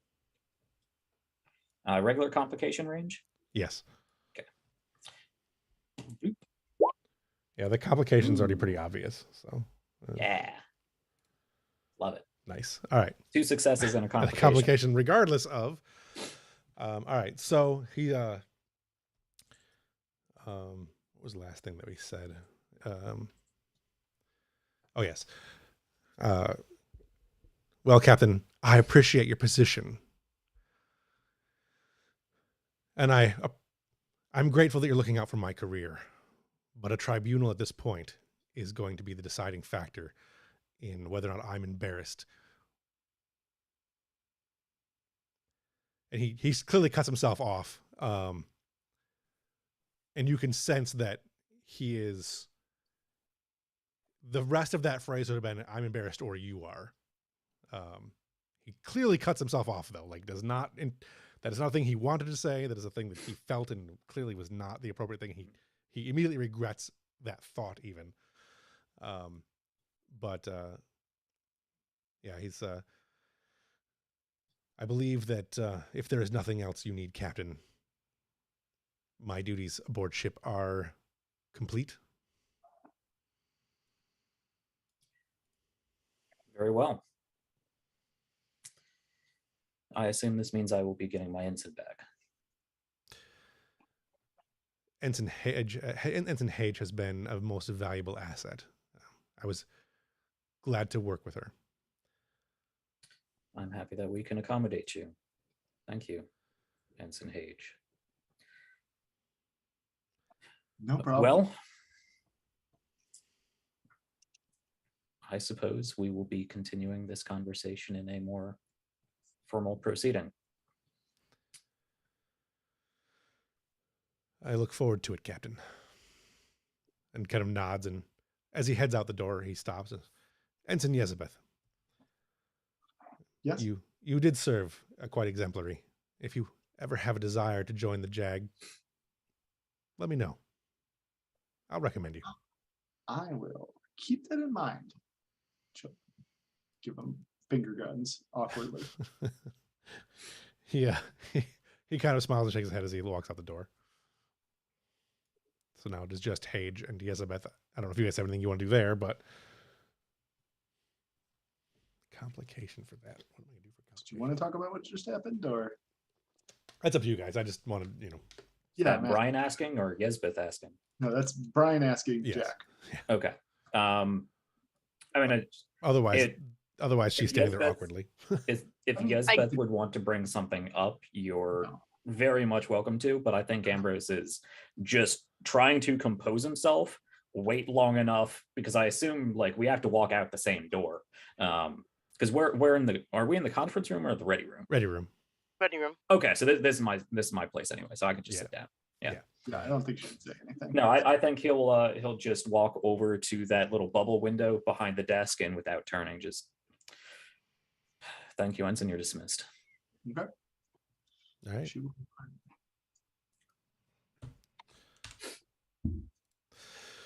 Back to the planet. And actually, he's going to turn around and he's going to put in that call to Arlani.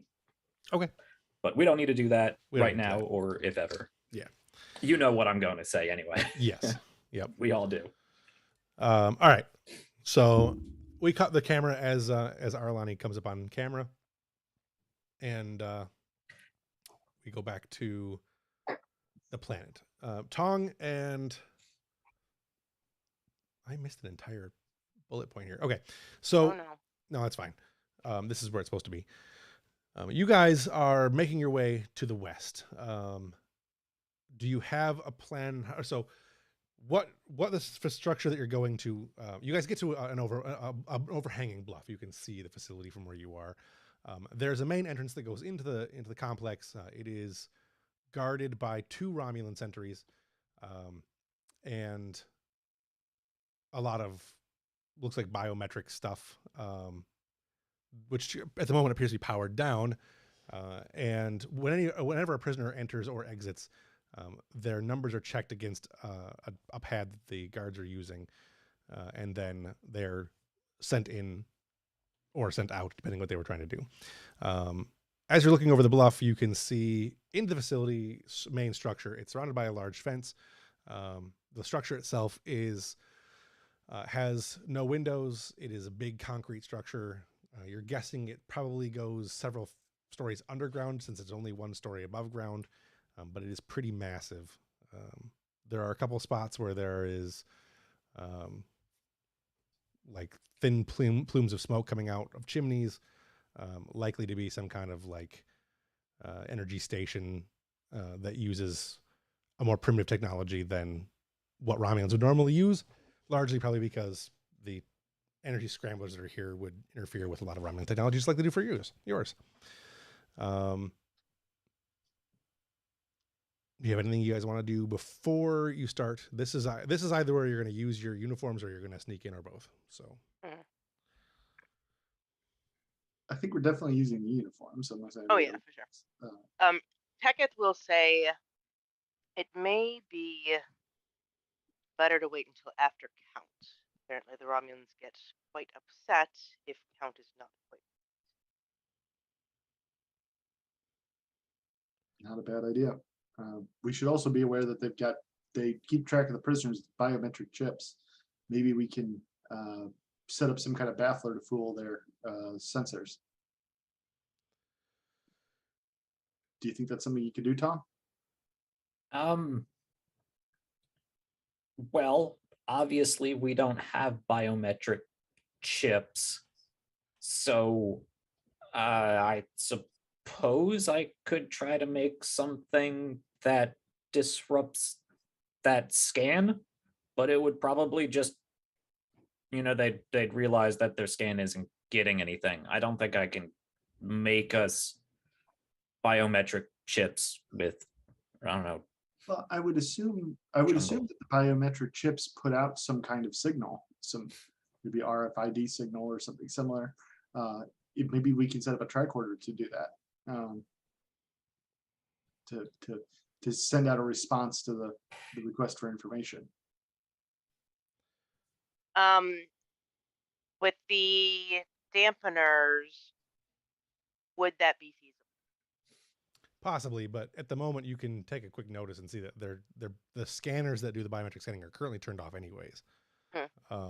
So if you were to go in and out right now, and there are people who are going in and out without being scanned, they're just using uniforms at the moment. And then Thomas would chime in. If we wait until after, Silva, you got the uniforms from prisoners. If we wait until after the count, that may be too late because there are going to be 4 prisoners missing. That is a fair point.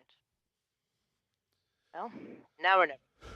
But the missing ones would be all the way back there, not ones. We don't know what facility they actually go to. That is a concern. Okay. But we can. This is supposed to be like maximum security. It doesn't seem very secure. The interior is maximum security, or there's maximum security in the interior.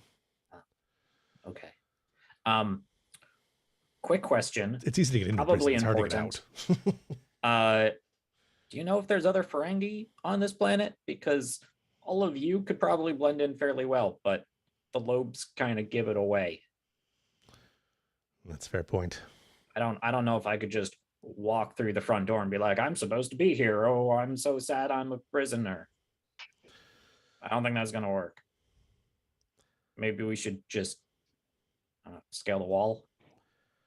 That's why we brought all this stuff, right? That's definitely a possibility.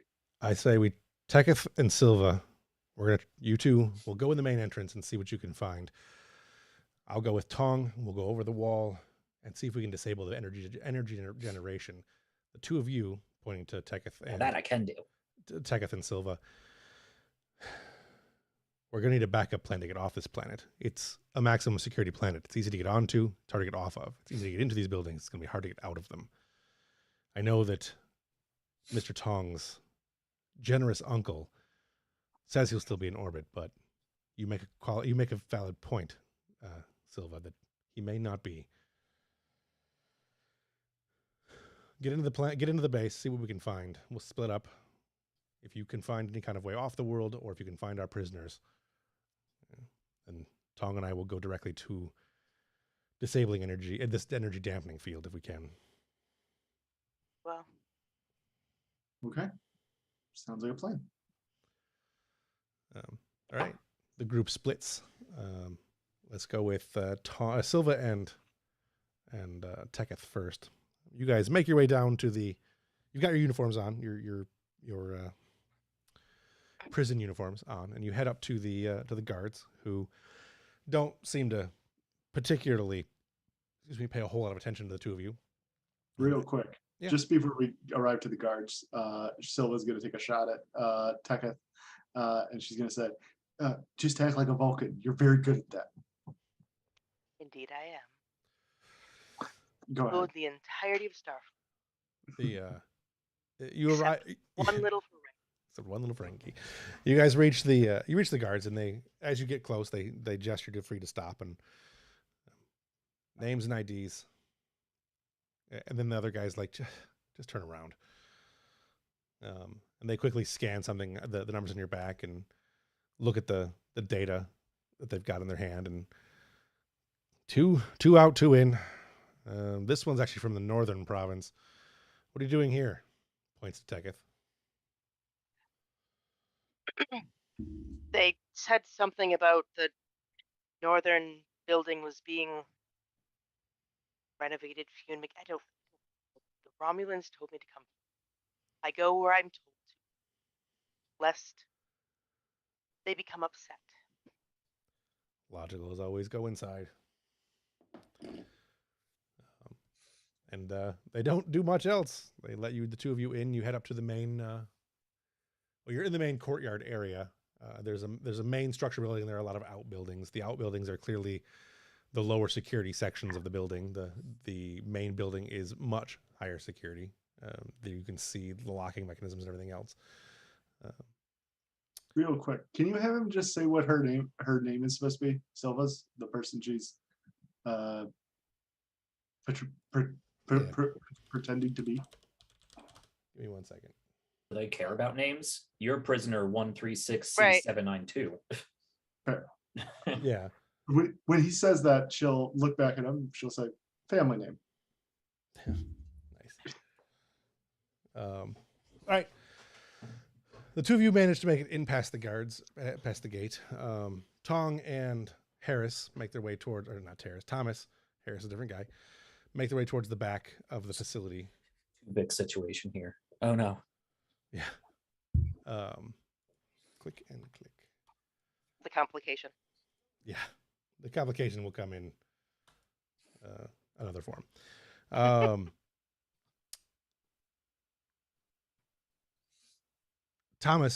You get to the back wall, and Thomas says, all right, we're going to go over here. Takes a stick and tosses it on the fence. The stick immediately vaporizes. Any thoughts? Let's not do that. I agree. Okay. He starts like rummaging through his pack, starts trying to pull things out. Okay, so this is obviously being powered by something, probably internal, so we're not going to be able to turn it off until we get inside, but we might be able to create some sort of temporary feedback system within the current of this fence and make a temporary safe area. I need something conductive and a small power source. It's rummaging through things. I assume we have phasers. We obviously have a tricorder. Yeah. Whether it works or not. Yeah, is this a situation? Your packs probably have at least Type 2 phasers. I wouldn't think you could carry the phaser rifles, but the Type 2 phasers. Right. Is this a situation where the dampening field is draining power or just scrambling the output communication so that nothing works? It is dampening power. So whatever power is going through this giant thing is substantial. Okay. Yes, I can work with that, actually, because this has to be outputting an enormous amount of power to get through the dampening field. So if we can tap that into probably the tricorder, I wouldn't want the phaser to explode. If we tap it into the tricorder and create some sort of a false loop. Right. We might be able to siphon some of the power out of this into a device that is less shielded against the dampening effect, and create a small pocket of interference. I don't need a lecture on it, Ensign. Go ahead, or Lieutenant. Go ahead and do it. Of course. Okay. He'll pull out the tricorder, take the back panel off, probably strip some metal from some other piece of equipment he pulls out. And starts trying to connect things. All right. Give me a daring and engineering roll. Difficulty will be 2. Electroplasma power systems would apply. Tong needs to level up in daring if he's going to be a secret agent. That is probably true. Because we're not in imminent threat of being bludgeoned to death by Nausicaans, could I just take my time and make this control? Yeah, you can do that. The agent Thomas will be pressuring you the entire time. So let's go ahead and say the difficulty.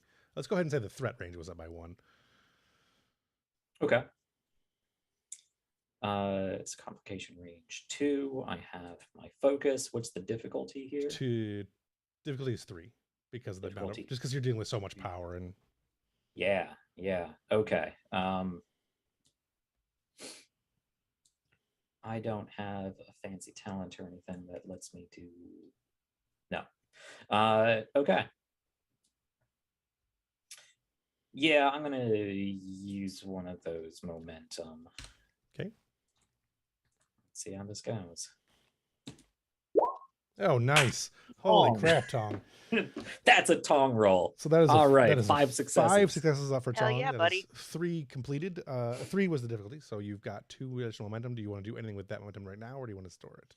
I want to use the energy drawn out of this fence to actually power the tricorder. Okay, to overpower the tricorder. Yeah, so that it actually works. I'll do that. Yeah, you go ahead and use 1 momentum for that. And whilst it is connected, anyways, you can certainly overpower the tricorder and use its sensors. Once it comes off of the fence, it will no longer probably. You'll have maybe some limited time where it will still power. Okay, I can't like make a little battery pack or something. The tricorder That's fine. Doesn't really have any way to hold that much power, but you can certainly run it through the thing, though. Yeah. Okay. Yeah. Well, that's fine. So while we're doing this, yeah, he can do a quick scan of what is around and check and see if we got any notification of Broll double crossing us. There is a notification going out from Broll's ship It was a attempt to communicate, but it was abruptly cut off before there were any words said. There was the communication channel opened and then it cut off immediately. So there was no data sent, but the communication channel had been opened, which is extremely strange.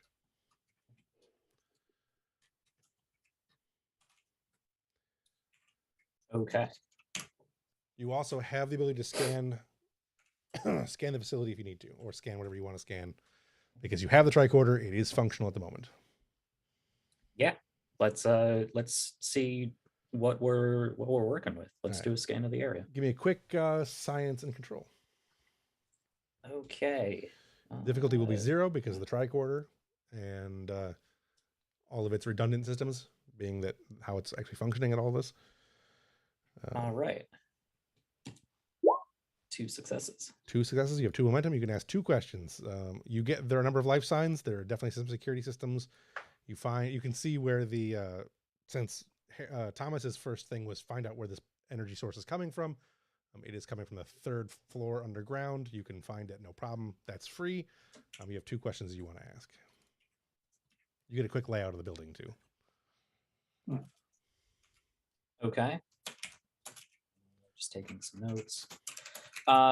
With Thomas's help, because again, he hasn't told us too much about who we're looking for, but with his help, can we identify where our target is? Okay. He goes through real quick and says,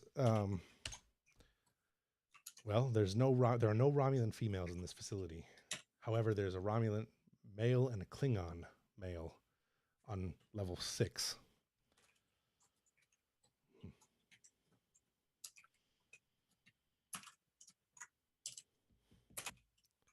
Well, I guess that's what we're doing. Okay. Okay, good. Well, this seems to be the power source for, most of the important things. We know that, and I guess these are our targets. Also, Brol made a call to somebody, if you care. He just kind of grimaces. Okay, well, we should probably go inside now before the tricorder explodes from all this power. All right, let's go. You guys snip through the wiring and get inside without being vaporized, which is an impressive feat. All right, so the 4 of you can meet back up in the. Well, you don't need to meet back up, do you? Let's go ahead and do some quick jumping ahead with this. You guys both groups have espionage, I think, right? Does Silva has espionage? Silva has espionage, yeah. All right, and I know Teketh has espionage. Teketh does. So let's go ahead and do 2 rolls. Let's do one with Tong with Thomas assisting, or vice versa. I think Tong should be the one doing the roll, but and then one with Teketh and Silva. Whichever one of you guys wants to do the main roll. These are espionage rolls to basically get into the facility without being detected and get into the main levels of the building without being detected. So getting past the primary security system at the front and being able to get inside and move around. It's probably insight security. Sure, I would take that. I would also take daring and security. Do you want to go ahead and roll an all assist? Should we strategize?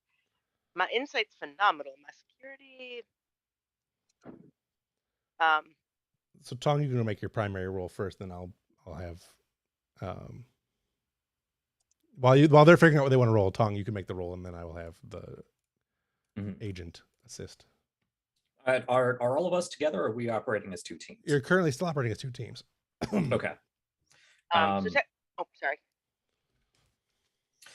Yeah, so I imagine Tong would go about this like he went about this whole thing. He's not really a secret agent. He's not a rogue. He doesn't have proficiency in the stealth skill, but he can hack into computers and fool sensors and whatnot. So I think he would approach this from an engineering standpoint, and yeah, try to mess with sensors and blind spots and reflections and all of that. Could I make an engineering roll, or are you specifically looking for some sort of physical sneakiness?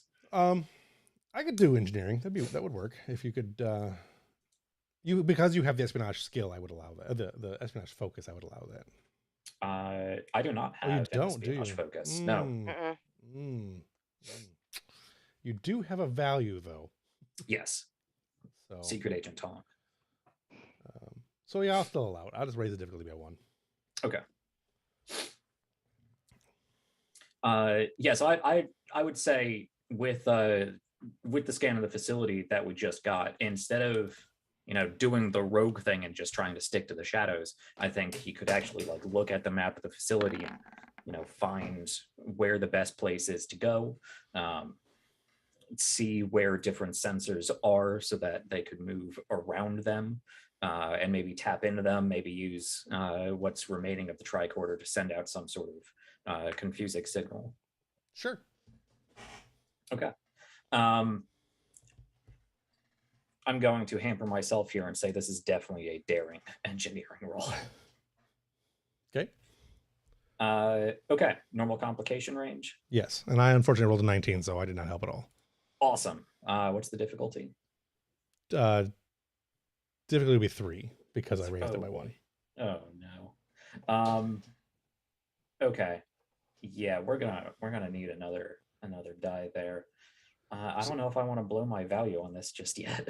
I think because I'm gonna go ahead and say because this is sneaking around, I'm gonna up the complication range by 2. So it'd be Okay. It'd be 18, 19, 20. Okay. I'm really worried about this roll. I'll take another one that we have 3 momentum. Yeah, I'll take one of those momentum. Target value 14 without a focus. Oh boy. Well, we don't get enough failed rolls in this show, so let's see how it goes. 1 with a complication. Love it. All right. That's actually 2 complications because Thomas got one also. So Awesome. the 2 of you are moving through the compound, and I think before we get into that, before we get into what the complication actually is, let's have Silva and Tech make their roll too, because I think what they do, what they get, can affect this. So Teketh will look over the sort of situation.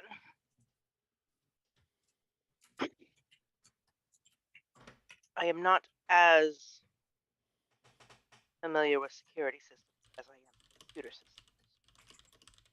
Perhaps you should take lead here, and I will offer what assistance. No problem. The thing about Romulan systems is that, and she begins talking about how inferior they are to Federation systems, just to bug Teketh. And she'll spend a momentum on this roll. See, opens up just like a glove. I got 4 successes. Nice. Teketh aids, so Teketh does not Teketh aid. does not help at all.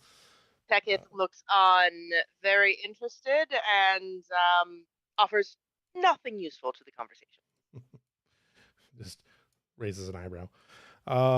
Fascinating.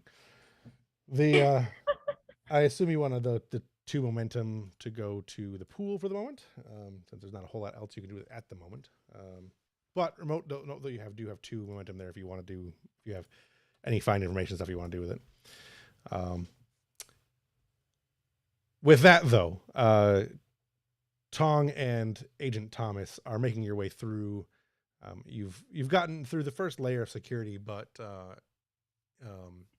one thing that Tong had not accounted for was a DNA level scanner of some sort, and as you guys pass through one of the archways inside the building, an immediate alarm begins sounding, and things start.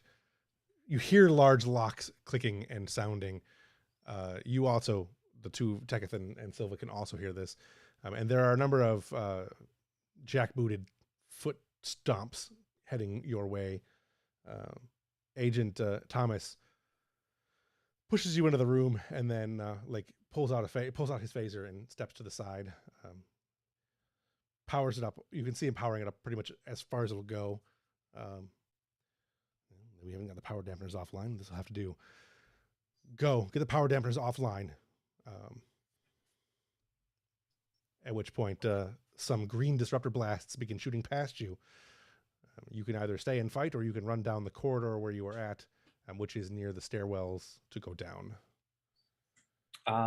He was told to deal with the power dampeners, and he is not combat oriented, so he is just going to get as low as he can as a Ferengi and just like scurry scurry down to that power dampener. All right, I'm going to try to shoot you. Awesome. My difficulty is going to be higher because I am trying to shoot you. So I'm going to spend a threat to roll 3 dice. Get rid of that. And I fail. So a blast goes flying over your head and just narrowly avoids your left lobe. You can feel some of the heat coming off your left lobe as you make your way down the stairs, and you hear Thomas say something that is obscene for television, and fire back.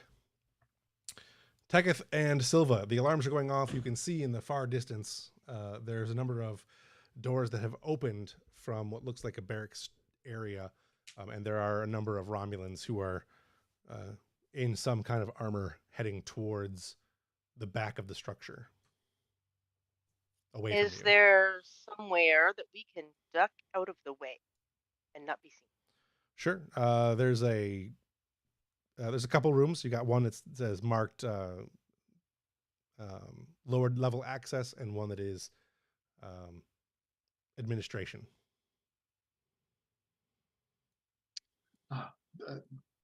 We'll go to the lower access, lower level. Teketh will look briefly at the administration and then follow suit. Right. You guys head down into the lower level access areas, and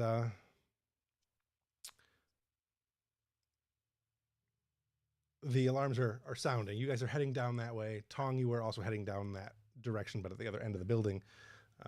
The stairwells kind of begin to, as you go down a couple of flights, there's a couple of long corridors that actually connect front and back, and there's another set of stairs that go in the middle between them. You get down to the second level, and you can just barely hear phaser fire above and in the distance from Teketh and Silva.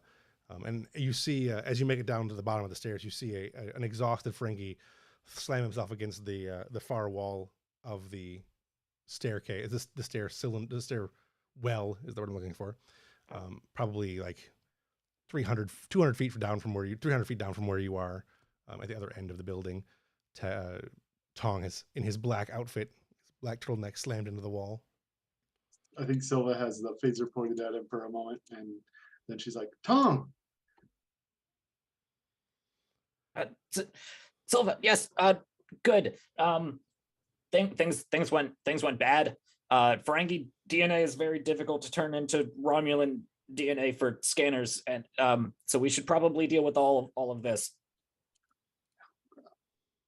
Oh, well, they're already on high alert. I don't think turning off the alarm is going to help much. No, we need to get to the dampener. Agreed.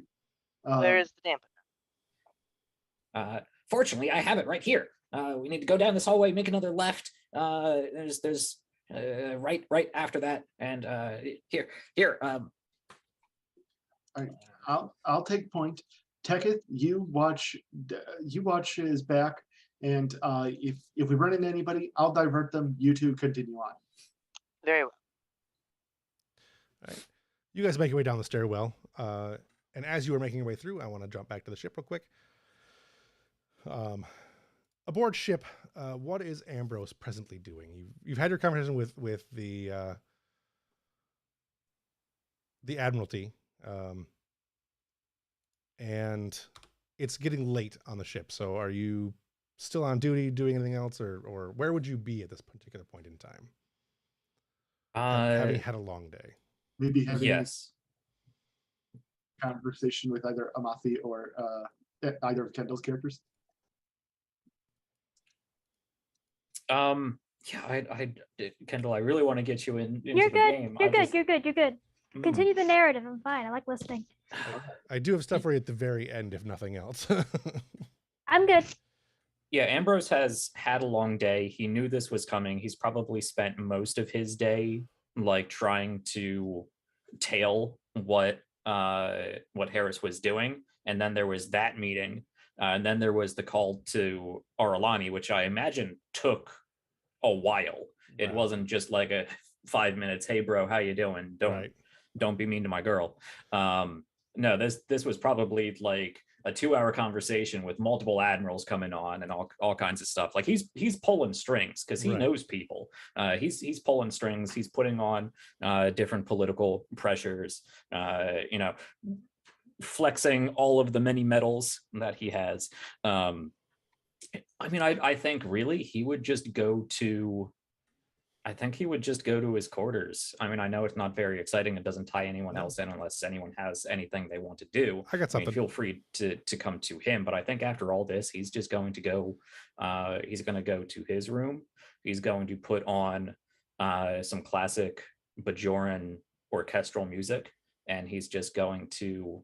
I forget what the drink is, but he's going to get an adult beverage. Yeah, he's going to get a Bajoran drink of some sort. Right. It's like in the clear cup. It looks like a sunrise. Like it starts yellow and fades to like a purple, and it's got this little mist coming off. It's something you would get at Quarks. Right. Just before you get to that, before you head into that moment, that is what Ambrose is clearly looking forward to, and you're looking down at your pad and going over any other numbers you could call, any more favors you could pull, any other strings you could do, and you're not really paying super close attention when you bump into another person who isn't paying very close attention, and that will be Lieutenant Tana Sul.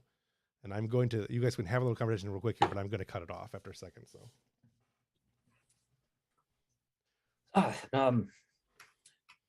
Ensign Sul. Correct? Lieutenant. Oh, sorry. Lieutenant. Lieutenant? Yes, sorry. She was looking down at a pad and she's just suddenly looking up at the captain now. Which is also what the captain was doing. My apologies. It's been a long day. I apologize. I haven't had the opportunity to speak with you sooner. Normally, I would have made a point to welcome new crewmen aboard my ship. It's quite all right. You look a little harried, so I'm not going to push any introductions, but it is nice to meet you, sir. Well, I thought I was keeping myself a bit more composed than that. I'm just good at reading people. Makes it easier to run. She gives him a slight smile at that. It's a good skill to have. With the smile, as you see the smile come across her face, you get a distinctive pressure in your mind, Ambrose. The pressure, it's familiar. There's a slight nursery rhyme faded in the background, and you immediately get this sense of imminent danger, and just fear, overwhelming fear. You don't get a whole lot of other flashes than that, but you get a sense that it is not a direction necessarily, but you get a sense that there's certainly an urgency, and that you have a kind of a need to go somewhere, but you don't really know exactly where it is yet. Mm. Yeah, and Ambrose like rubs his temple and transitions over to like pinching the top of his nose, and then very quickly like stops. I'm sorry, Ensign, I need to be going. And he immediately turns on his heel and starts walking back to the bridge. Lieutenant, and then she keeps walking. Who I imagine Bobby has had a long day and maybe not actually in. I don't know how if she's still XO at this point, if she's under investigation. He would call up the bridge because there's been the recommendation they made, but there's been no formal charges filed yet. She is still the XO. Okay. Are you in the big chair, Dasavi? Yeah, if she's on the bridge, then yeah. Okay. Yeah, I'm just gonna call up.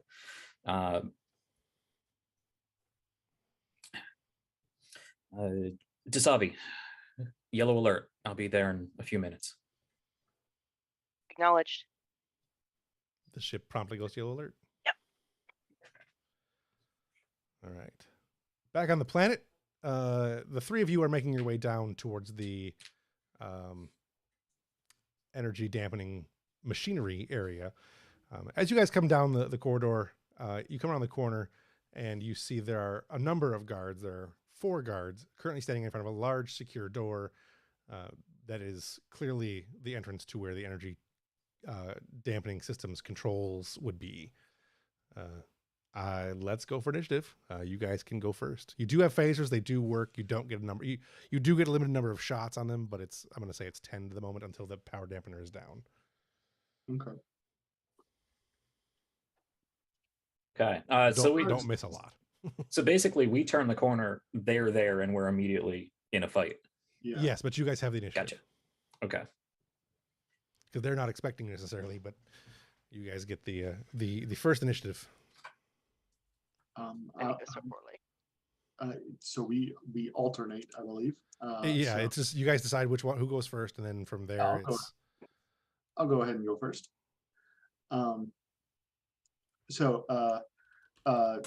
Getting the knowing that this was part of the plan,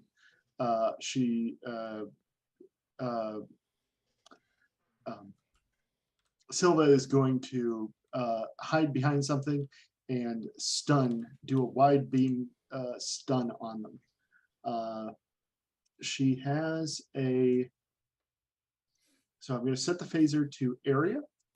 I'm going to use my ambush tactics talent. When I make an attack, when you succeed in an attack against an enemy who is unaware of your presence, or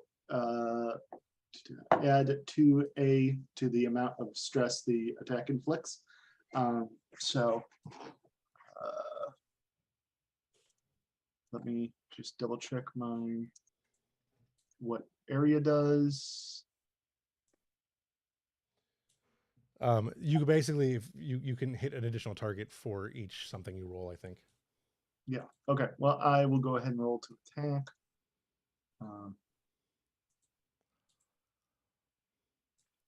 Area attack affects every creature or object within reach of the target plus 1 additional target within close range for each effect rolled. They would basically be. You would need an effect to hit each additional one, but you could hit each additional one. Okay, I'll go ahead and spend a momentum on that. Control. I have focus and hand phasers. That's 3 successes. So that's a hit, since the 2 hit is 2. Yep. And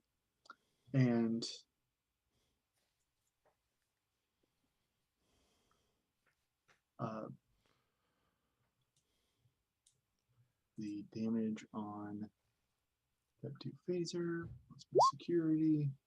There we go. 1, 2, 3, 4, 5 plus. It's 5 with 3 effects, right? I don't know. What are you doing with that momentum? Anything? They are wearing armor. It didn't roll the extra bonus die, so hold on. Let me roll those real quick for the ambush tactics. Okay, that's 2 zeros. I'm sorry. What was the question? So they are wearing armor. So what do you want to do with that? You have momentum. They are wearing armor. Yeah, I'll spend the momentum on piercing. Okay. That is a total 5 with 3 effects. So, yeah, okay. I assume you want to use the effects to hit hit the 3 additional targets. Right. Yeah. Okay. You do, and all 3 targets go to the ground because that's how stun works. Perfect. Silva will say it's just like shooting mock bats back home. And quick, get to the you two get to work. I'll keep a watch. Aren't there 4 of them? Oh, you're right. So the first target hits 1. That's 1 damage. Oh, and you got and 3 then 3 additional. additional with each effect. So you've hit all 4. Got it. Okay, perfect. Yep. I didn't catch that part. And that just took them all down? Takes them all down because Fantastic. you rolled 5 damage. That's the quickest combat we've ever had. Yeah. When you get good rolls, combat in this game is very fast. Well, I'm used to your shenanigans with Ambrose having to fight like super Klingons that negate injuries and you have to shoot them with a phaser. Don't go to hand to hand with them. yeah, that's the thing. Melee in this game is awful. Yeah. No, I shot him first and that didn't work, so I charged him. That's true. These are basic Romulans who are just wearing armor. So these guards are meant to go down. Okay. Excellent. Yeah. All right. Running inside. You head up to the door, and it is clearly locked. So you're going to have to do a quick bypassing the security roll, which is a either daring or control and security.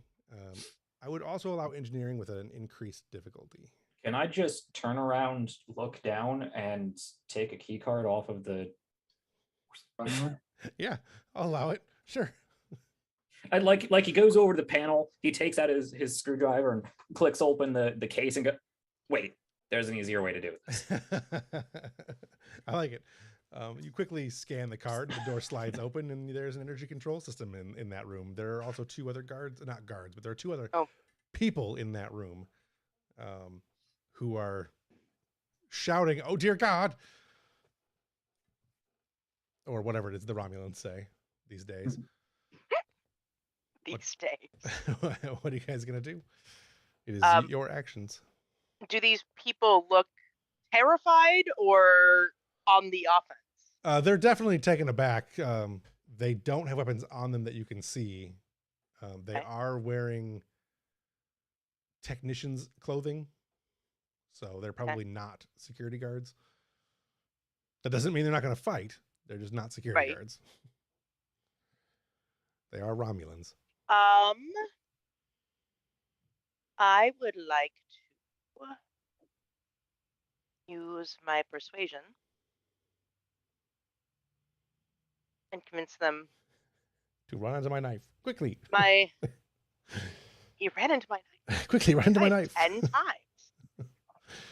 My friend out there easily dispatched your 4 armed guards.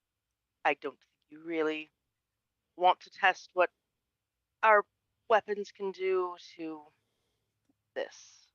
And he just disdainfully points at their lack of armor.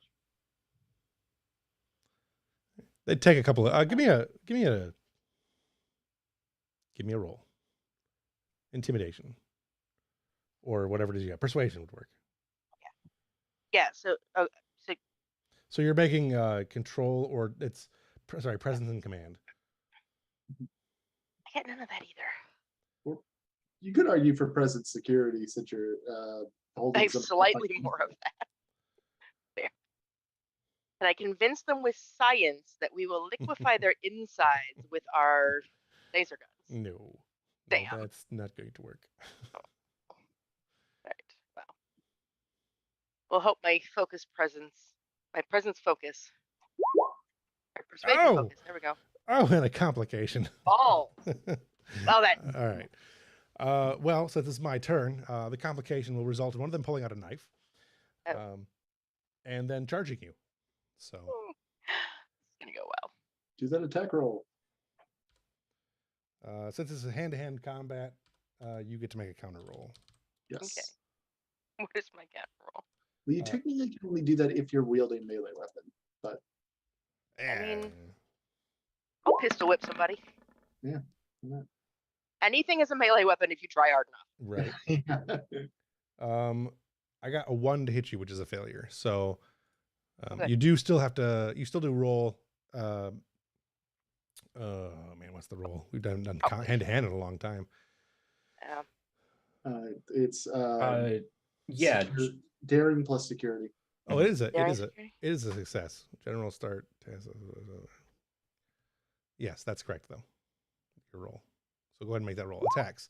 Oh! Yeah. 2 successes. Melee opposed attacks, daring and security versus difficulty 1. Target wins the opposed task, resolves a successful counterattack. So you both succeed, but you succeed by more, so you get a counterattack. Maybe spend one of those successes to disarm them. Yes, I think that is a good plan. Can I do that? Is that a thing? To do what? Sorry. To disarm? Yeah. Okay. Disarming requires momentum, but yes, you can. You have the momentum to do that. Do we? You have the momentum that you rolled from that roll. Oh, right. Disarm takes 2 momentum. Takes 2 momentum. So you could use one of the other momentum to do that. Spend one of the other momentum. Let's get that knife away from him. Yes. Yeah, no, I'm good with that. Let's go ahead and use that other momentum. Get Alright. him. You sidestep as he goes to jab at you, and you grab his arm and just muscle the knife out of his wrist with some kind of impressive judo chop kind of Starfleet maneuver. But you managed to disarm him. The knife goes skittering across the floor. It is one of the 3 viewers' turns. Teketh looks relatively surprised at this. At the disarming him or being attacked? Yes. No, at the disarming. It should be Tom, since I'm looking at the rear. Oh, okay. Okay. I just opened the door, and then one of them charged Teketh.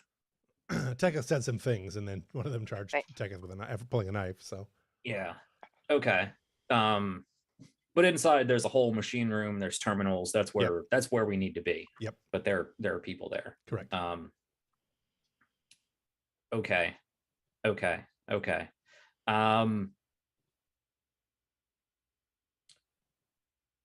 This no.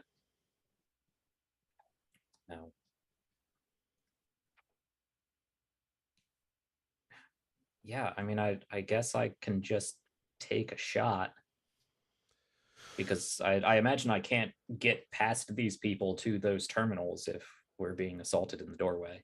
Yeah, you could go in there and start messing with the terminals, but you'd be exposed to the other one attacking you. Yeah. So,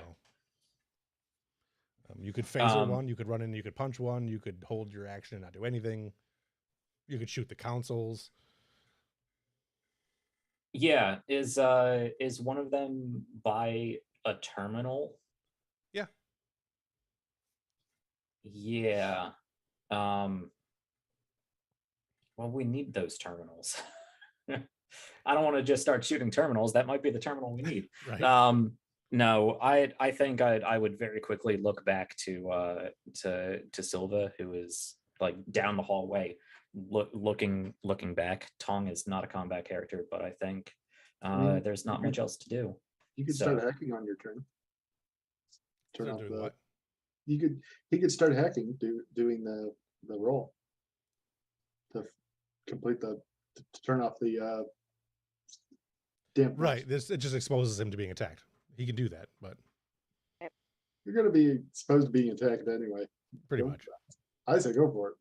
Yeah, that was his plan. I think he was assuming that Silva would cover him while he did that, but Silva's I can't go looking again in the other direction. I can't go again on this turn. I already went.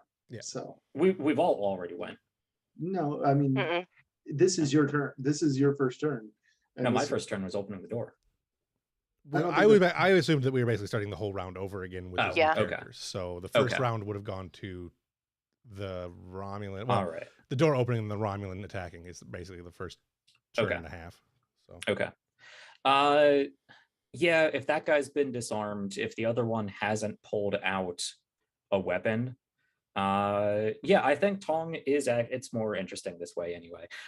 Tong is going to again get real short and just kind of rush past the first one towards a console, get to the console, turn over to the other guy, and just do that Ferengi sharp teeth bared hiss. Just okay. And start typing from a crouched position. Yeah. I like it. There's like a planet with some lightning, and you've immediately put on a fur jacket, a fur vest, and started typing. All right. That goes to my action, I will. I'm going to judo chop. Do you want me to roll anything or? Not for that, because that's the. You definitely get over there. Like, do you want to try to intimidate him away from you, or do you just want to start hacking the computer? I think I would just start hacking. All right, we'll get to that in a second. Okay. So then we'll do a quick roll.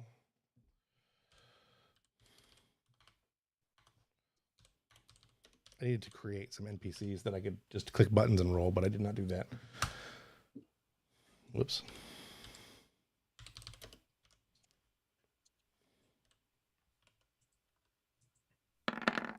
Roll 2d20.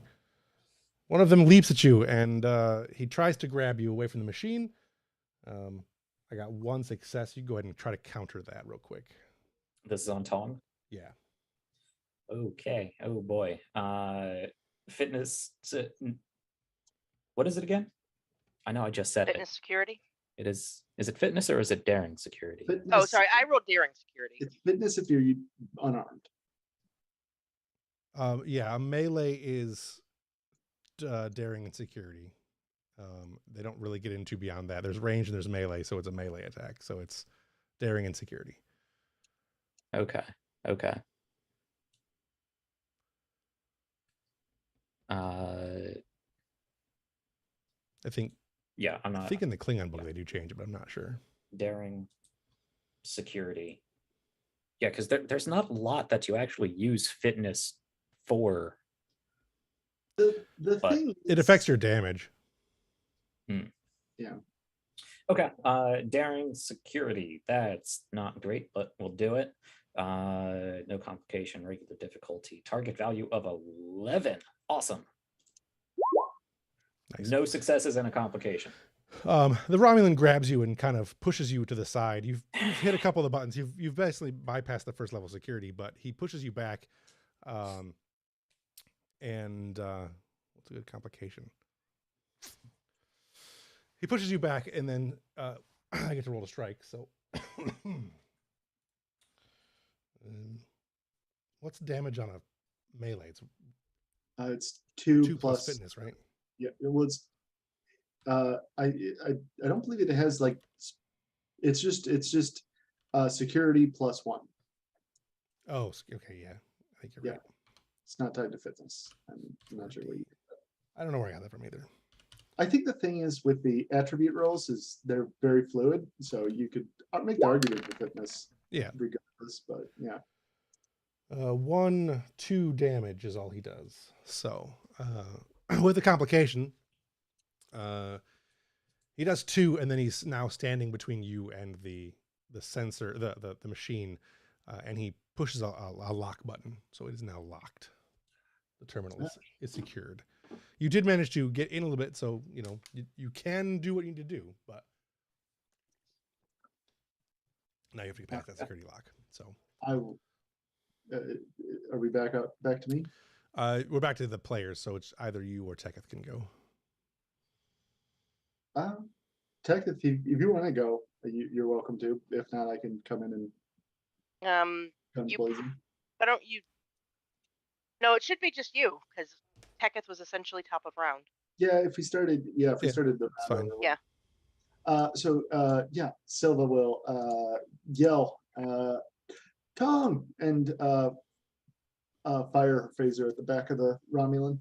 The one that's past the other so Teketh and Tong and the Romulan, which comes out to Rom. Teketh and the Romulan are behind. Sorry, you know what I mean. Tong and the Romulan are behind Teketh and the other Romulan. So do you want to shoot the Romulan that's in front with Teketh, or shoot past Teketh and the Romulan to hit? I am far more concerned about Tong surviving than I am about Teketh. All right, so the difficulty goes up. The difficulty is up by 1 from shooting through melee. Okay.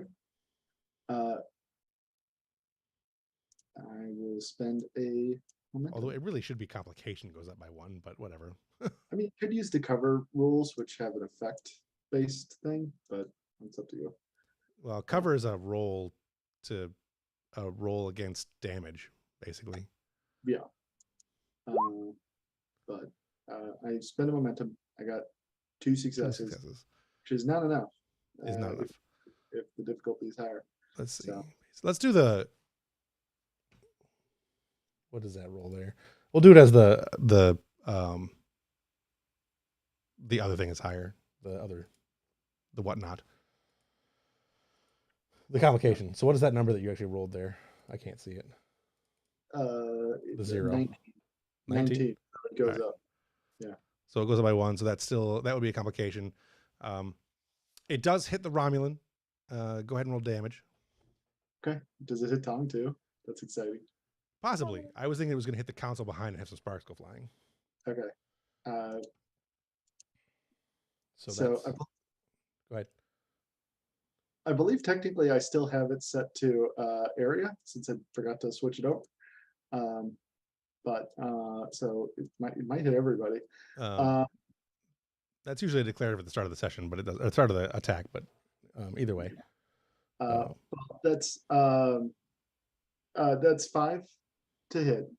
5 to hit. 5 damage. Right.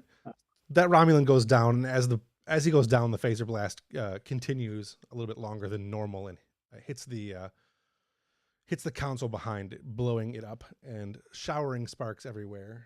Let's do 2. Somebody roll 2 of the combat dice for me, since I have a harder time doing that. Where does it go?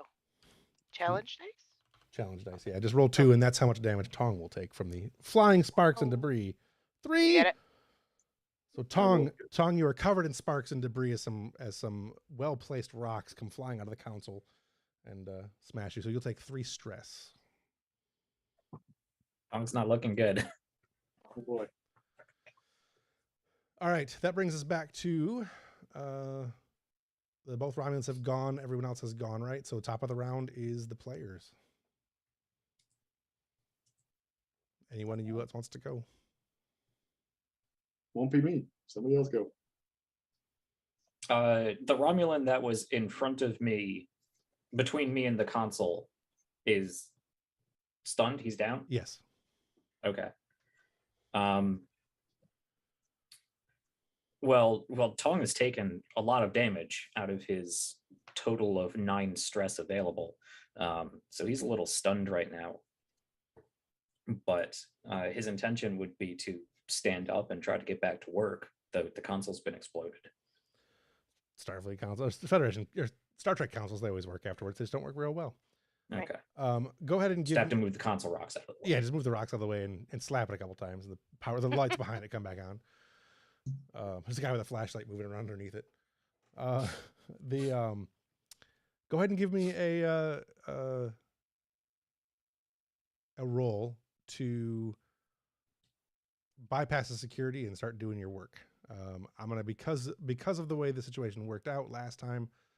You already knew you could. You've already seen how the console was set up and laid out, so you get an advantage. So your difficulty is going to be 2 because of the locked screen. So we would have been 3. It's 2 because of the locked. It would have been 3 because of the locked screen. It's 2 because you had the advantage of having seen the screen already.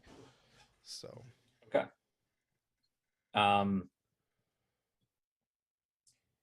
Would this be control engineering or would this be daring engineering?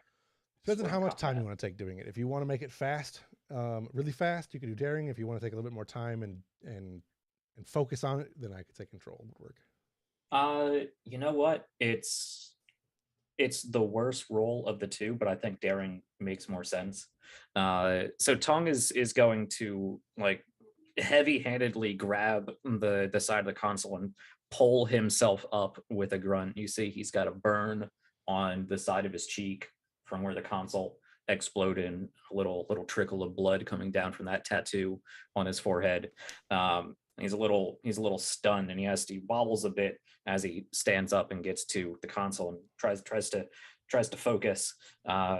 Probably looks back at Silva and Teketh, mostly Silva, and turns around and tries to get back to work, but he is clearly dazed and trying to work as quickly as possible so that he doesn't get killed. Okay, daring engineering. This is electroplasma power systems, right? Yes. Okay. Difficulty 2. Yep. I will take that momentum, regular complication range. Yep. All right, let's go. Nice. 2 successes. 2 successes. After a few seconds of Tong poking at the console for and rapidly beeping things, there's a distinctive sound of something powering down. The lights go dim for a few seconds, and the systems on your phasers switches. So now you've gone from being on a higher setting using more power to just a stun. You are now on a kill setting. You will want to adjust that before you shoot anybody else. But the phasers are the energy dampening field in the area is now offline. Okay, I think I got it. That brings me to me, and I will attack Teketh with the Romulan who is already attacking Teketh, or whatever his name is. Roll 2d20.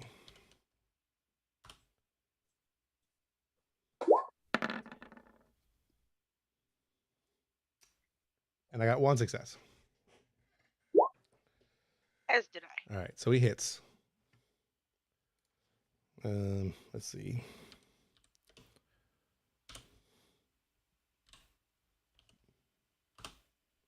$4d6 is 2 damage. 2 distress. The Romulan, you had grabbed his wrist and disarmed him, and he takes a twisting motion and tries to step into you, and it gives you that like a back elbow, and catches you right on the inside of the jaw. You still have control of his wrist. I mean, kind of, but you're not grappling. But Right. catches you in the chin. It is your choice. Excuse me. It's a PC's turn. Tong has already gone. I'm going to put my phaser up to kill, and I'm going to level it at the Romulan, and I'm going to say, "You hear that, hombre? That's the sound of a phaser going to the kill setting. Surrender now, and you'll get out of this alive." I'd like to try to intimidate him. Sure. Give me a roll. Can I do security for my attribute since I'm being intimidating and angry? Sure. Um, Security is one of those is the one attribute in this game that is way overused, but yes. I mean, it's overused in security situations. Yeah. I mean, if you want me to roll command, I can roll command. No, it's fine. But, It makes sense. okay. I will give you a threat to roll another die. I do not have any focuses that apply to this. 2 successes. I assume you're using rolling presence and command. The presence and security, I mean. Security, yeah. Yeah. Mm-hmm. 2 successes. That's what I meant to do. Yeah. 2 successes. Yeah, he kind of tries to surrender, puts his hands up and kind of steps back and relaxes. Okay. Does that end the combat round? Yes. Okay, great. I'll look to Tom. You okay, Tom? I'll be fine. All right. I'll keep an eye on this joker. Get to work. Does this console room cover anything other than the power dampener? I mean, there's a multi-purpose station that you could probably configure to do other things if you wanted to, scan the facility, that kind of sort of thing. I would like to do that. Well, Tong is actually I gotta scan of the facility. The power dampener is down. I'll try to do more here, but I guess we need to go and get those people. Can you find an escape ship? Where can you find where those are? I can look in on that. There's a Romulan and a Klingon down on level 6. I'm just gonna throw the tricorder over to Silva, which has the map on it. Okay, perfect. She'll look to Teketh, and she'll say, "Can you Vulcan nerve pinch?" Oh wait, you're not a Vulcan, dang it. I did a good job. When she turns to Teketh, he has stepped back out of the door a bit and is presently stripping down one of the other guards and changing Okay, armor, sounds good. taking his key card and all that. right. Love it. All right. I'll Kirk chop the guy, knock him out if that's okay. Yeah, that's fine. Bring down the Kirk hammer. Yeah. The single fist of doom, the ridge hand of doom. So all right. No, you got to go full Kirk hammer, like Oh, double yeah. hand that, boom, straight to the neck. Straight to the meatiest part of the neck. Before we leave, I will take the 4 that were outside of the door, bring them into the console room, and kind of stash them away in a corner so that anybody walking by isn't going to see them immediately. All right. So Tong is staying behind, right? Is that what I heard? That was his intention. Okay, Tong is staying behind. It's a to do the stupid things. idea, but that Sure. was his intention. Sure. Yeah. And then Teketh and Silva are going to head down in to find out where the prisoners are. So that is happening. We were going to skip back over to the ship. We don't have a line back to Thomas, do we? We don't have any communication. You probably did actually bring communicators with you that were probably powered down until the dampeners went down. If they were going to be taken down. So you probably could try to reach out to him. But at the moment, you're not even seeing him on your tricorder. Like there are no human life signs other than the ones in his room. Okay. So. Yeah, he did. No. Or he's not human. Or he's not Wait. human. Yeah. Changelings. So you go. that just crossed my mind just like a second, just like as you were saying it, I'm like, it could be a change. Like, what do I want to do about that? That could be fun later. But for now, the changelings show up as human though, don't they? When they're in human form. Yeah, I think so. It depends. Hiding as a vase somewhere in a I think corner. it depends on the episode. Yeah. So head back to the ship. The ship was going to red alert, and the captain was on Yellow the alert. Yellow alert. What did I say? Red alert? Yellow alert. So Yeah. a color of alert. And the captain's on the bridge. Alert. Yes, it's a Mauve alert. What are you guys going to do on the bridge? Who's on sensors? Yasbeth? Elizabeth. She'll take an ops station. Ensign, full spectrum scan. I want a clear view of anything out there. Aye, Captain. And I'll begin doing a scan. He's gonna go over to his command chair and just start like looking through whatever logs he can, see if there's been any recent communications, see if there's any like recorded stellar phenomenon happening. Like he has no idea why he has this feeling. So she's Right. gonna scan, he's gonna try So- to do what he can. You don't need to make a roll if you're just doing local sensors because there's not much to find. And the momentum would help, but I don't want to give it to you. So you do a quick scan of the area. There's not a lot going on. I will Captain, take you any- over to this real quick. Go ahead. I'd like to, Captain, any idea what we're looking for? I'm not seeing any cloaked ships. And what are we looking for? He'll turn to Desabi, look back to Yesbeth. I'm not exactly certain, but there's something out there. So I've pinged where roughly the location where you guys currently are. That is you're I have close my- to Federation space, between Federation and Klingon space. I'll do it again. Ping that again for me. Right there. Okay, cool. The triangle. Yep, in the triangle area. The Azure Nebula, you can sense that. You know, you're not that far from Epsilon Outpost. Not that far from Starbase 234. So yeah, that is where you guys Okay. currently are. There's not much going on. There's not a lot of ships in the area. I mean, there's, you know, the normal Federation starships. The Ranger's not too far away. The Ranger is headed towards Starbase 234 from the Karaya system. Oh, our last order was to start heading towards the border and waving the flag, right? Yeah, you're basically in the area that you're supposed to be right now. So Okay. you can go Okay. closer. You're just kind of on a freelance show the flag kind of mission at the moment. So. Yeah. Okay, who's on helm? Ensign Lackey. Lackey? Ensign Lackey. He's Uh, multi-talented, or they're multi-talented. Generic Randam. Lucky, move us closer to the neutral zone. Aye, Captain. Yesbeth, keep an eye out there. Aye. I'm not sure what we're looking for, but if there's something that's going down in this area of space, it's going to come from over there. Aye, aye. So she'll begin running the scan. She's gonna move closer to the newbie. What was their name? The communications officer. Sorry. Yeah, is Lieutenant Soul is the or Lieutenant Tana, I guess would be the actual name, right? She's the communications officer, right? Kendall. Fell asleep.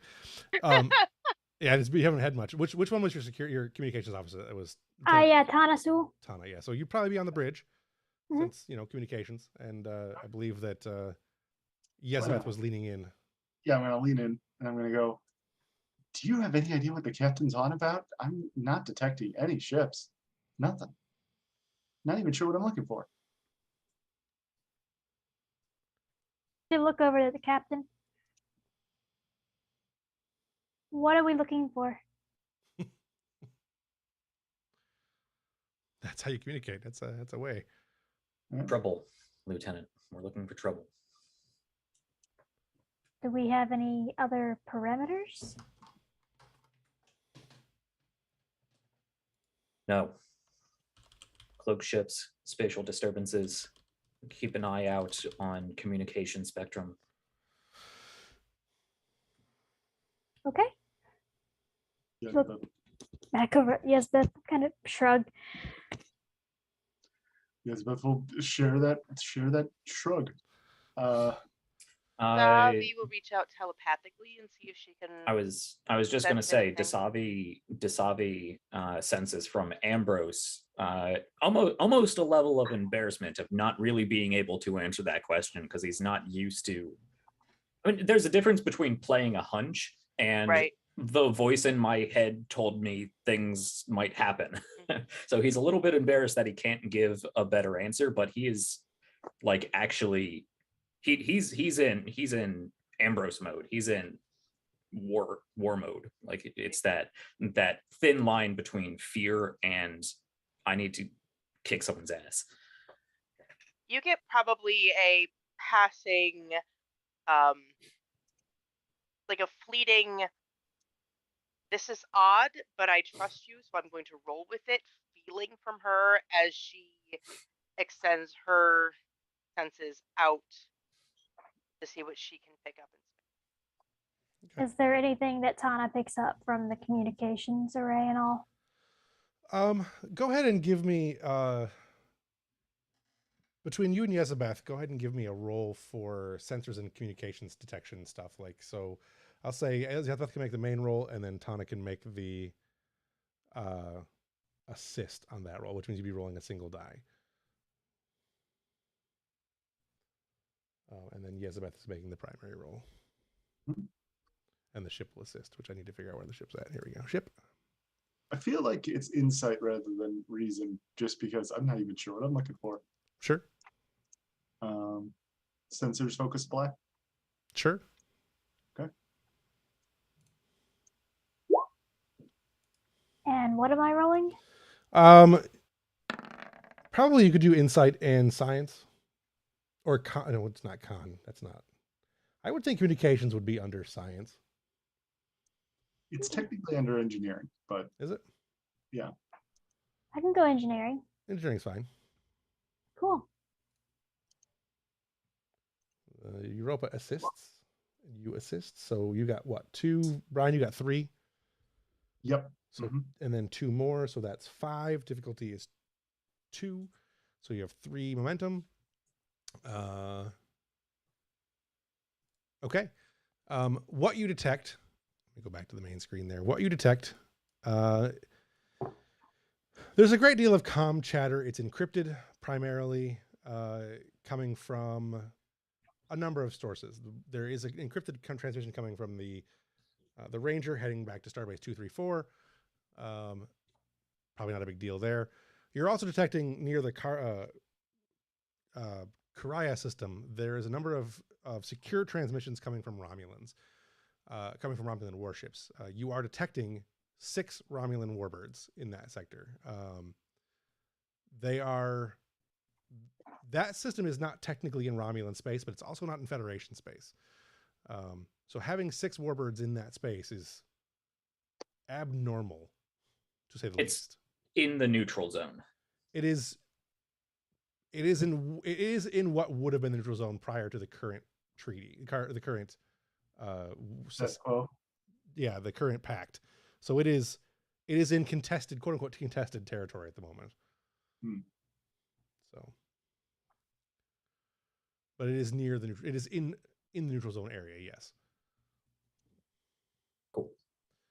You have 3 questions that you guys can ask with that information if you want to. Otherwise, you just have 3 momentum you can store. No questions? Yeah. I get an extra question. I get a bonus question for succeeding in the censor's role. Sure. Do they pose any immediate threat to any Federation to any Federation assets? Not in the system they're currently in that you're aware of. Okay. There are no direct Federation stuff in that system. They're really close to Federation. I mean, they're like really close to Federation space, but they're not in Federation space. They're in that very nice Romulan gray area. What is the closest habitable world to the Romulans? Oh, that's a good question. Per this map, the closest one would be, I mean, the Karaya system, because they're in the Karaya system. The Adelphius would be the nearest Federation one, or possibly the Theta Eridin. Okay. Starbase 234 would be much closer than that, though. They Okay. could pose a threat to either Starbase 234 or Starbase 157 if they wanted to attack from there, and it wouldn't take them long at all. Like, they could hit either of those bases or those planets within, I mean, at Warp 9 within a few minutes, maybe 20 minutes at the most. I think we should keep the rest of the momentum, unless Kendall, you have any ideas for questions? Yeah, I don't have any questions. Okay. I'll report that to the captain. I'm detecting some unusual Romulan activity in the Karai system, but they don't seem to be any threat to any Federation assets. Ambrose is familiar with the Karai system, right? As a captain, like he knows what that is. Yeah, you probably would almost certainly have read the reports. Okay. It is not common knowledge, but it is probably common captain knowledge. Would it be going too far to get that hunch? They say Karai system, and no, I'd allow it. Yeah, that's it. It makes sense. Yeah, I think like the light bulb goes off. Karaya. 6 warbirds. Tana, relay a message to, what is it, 234? Yeah. Starbase. Relay a message to 234. Let them know that the Romulans have amassed a small fleet in the neutral zone. We are going to investigate. Yes, sir. Helm, set a course. Best possible speed, but try not to spook them. We lower shields? No, this is the neutral zone. Okay. All right, you guys land a course and head that way. Back on the planet. Back on the planet, you guys are heading down to level. You've arrived at level 6. There's as you come into level 6, there are some security guards there, just at the main end. All of the cells, all right, hang on. You come down the stairwell. You come around the stairwell, and there are 2 guards. You get a quick look around the room. They don't notice you at first, before you duck back around the edge of the corner. There are about 8 cells in this area. The power source is on for all of them, but you only noticed 2 cells that had anyone in them. The rest of the cells were just the power's up because that is probably the protocol for this particular time. The 2 guards are armed. They do have spend the threat. They do have the disruptor rifles. They are wearing armor, which is a second threat. They are on alert, but they happened to have just not caught the two of you, the two of you when you first came around that corner. Because I'm assuming that you snuck your way down there and didn't just run out into the middle of the room. So there are 2 guards, 2 prisoners in separate cells, 7 cells total. All the power fields are up. There is a console behind the guards. On their way there, would there be time for Tom to do something? Sure. If it's possible from his location where he's at in I don't know, power control or whatever, he wants to try to tap in and make it seem like there's a prison break on the opposite side of the prison. Okay, sure. Yeah, absolutely. To limit the number of guards that would be available.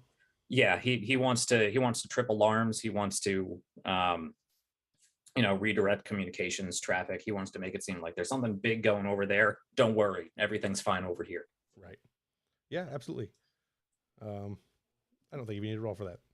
Okay. So with that, Teketh and Silva, what do you guys want to do? Or not Teketh, the doll.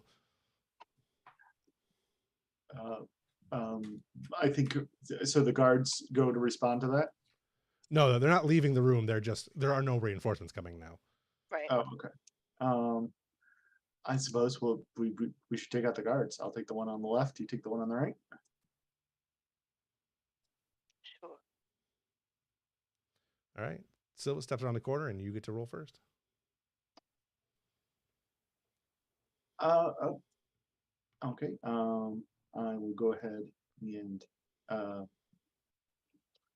go ahead and set my phaser to vicious. So charge is a minor action, and then attack.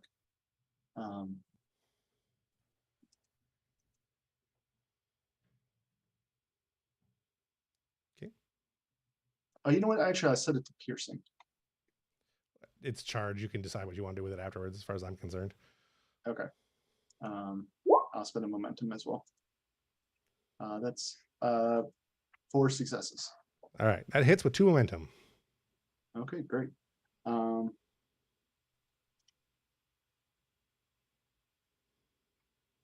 They are wearing armor. Yeah. I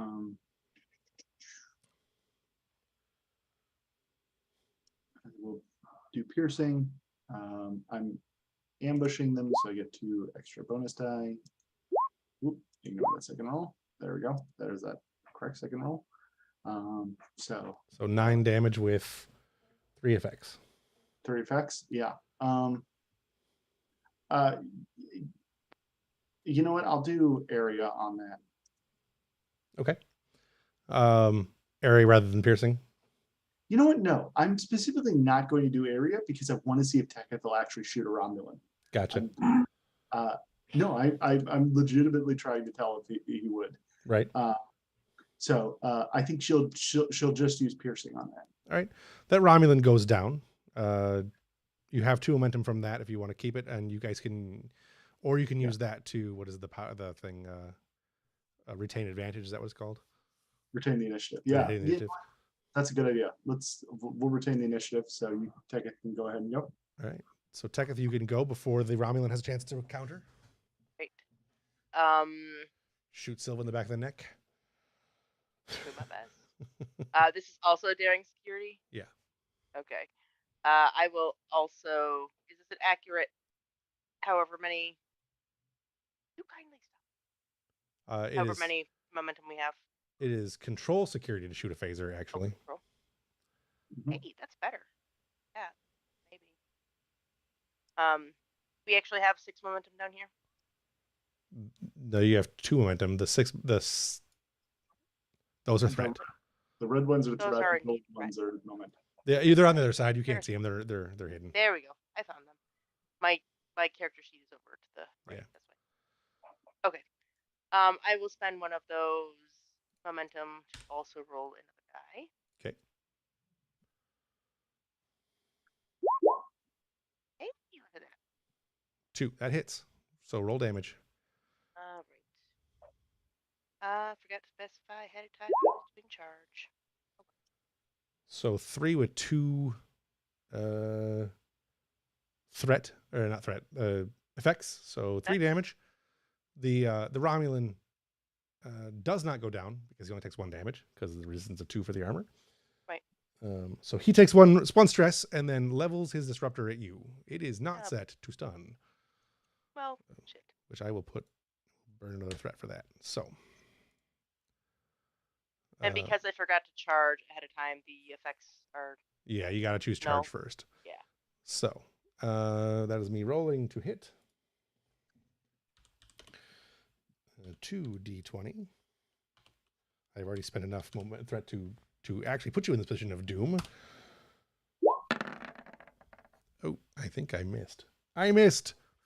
So the disruptor goes past you and dissolves part of the wall. Part of the wall that is giving you cover is now gone. But it is now your guys' action since top of the round because only have 1 Romulan left. Either one of you guys can go. Do you want to take a round up or should I? I think, yeah, let's.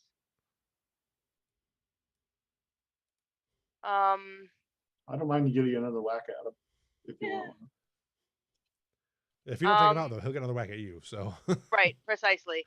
I think Teketh is a little phased at this moment, pun intended.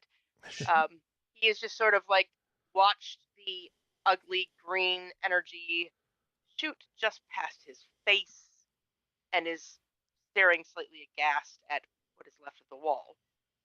Silva makes note of his hesitation, and she'll take a shot at them.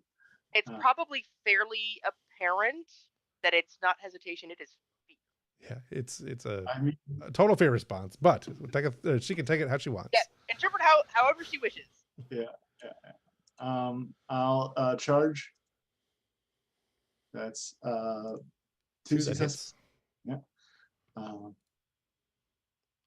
Damages. Yeah. I'll do piercing. Yeah. 6 with piercing, so you do piercing of 2, which is plenty, or however many piercing you want to do, like 6 if you want. It's all good. 1, 2, 3, 4, 5, 6. So he goes down. Romulan is now unconscious. As you enter into the room, the 2 Romulans are on the ground, and a Klingon slowly stands up from his bed positioning and moves towards the wall, not the wall, but the electric, the door thing. My word. Force field. The force field. That is the word I'm looking for. As does a Romulan in one of the next door to him cells. Where did my guys go here? This is the Romulan that you see. And this is the Klingon that you see.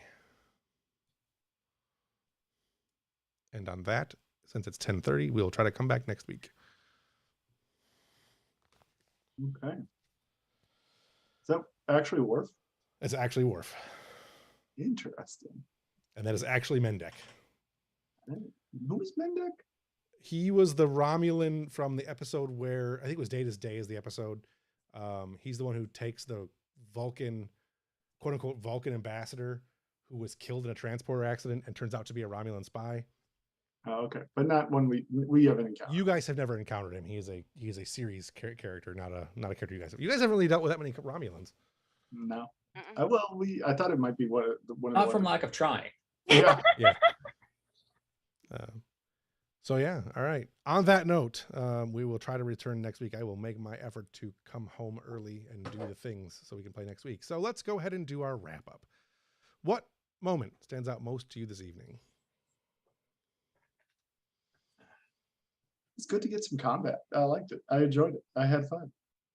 I liked him being a gremlin hunched over a computer and hissing at people. I did like That that. was That was fun. really good. That was a lot of fun. I liked surprising Kendall and waking her up. Yeah. I assumed you were playing Minecraft or something. Sorry, I was zoned out. I was writing something down. Yeah. Anyone else have a moment that stands out to them? I think the mildly failed attempt to intimidate Eris. Yeah, I wish that had gone better, but Yeah. oh well. Yeah.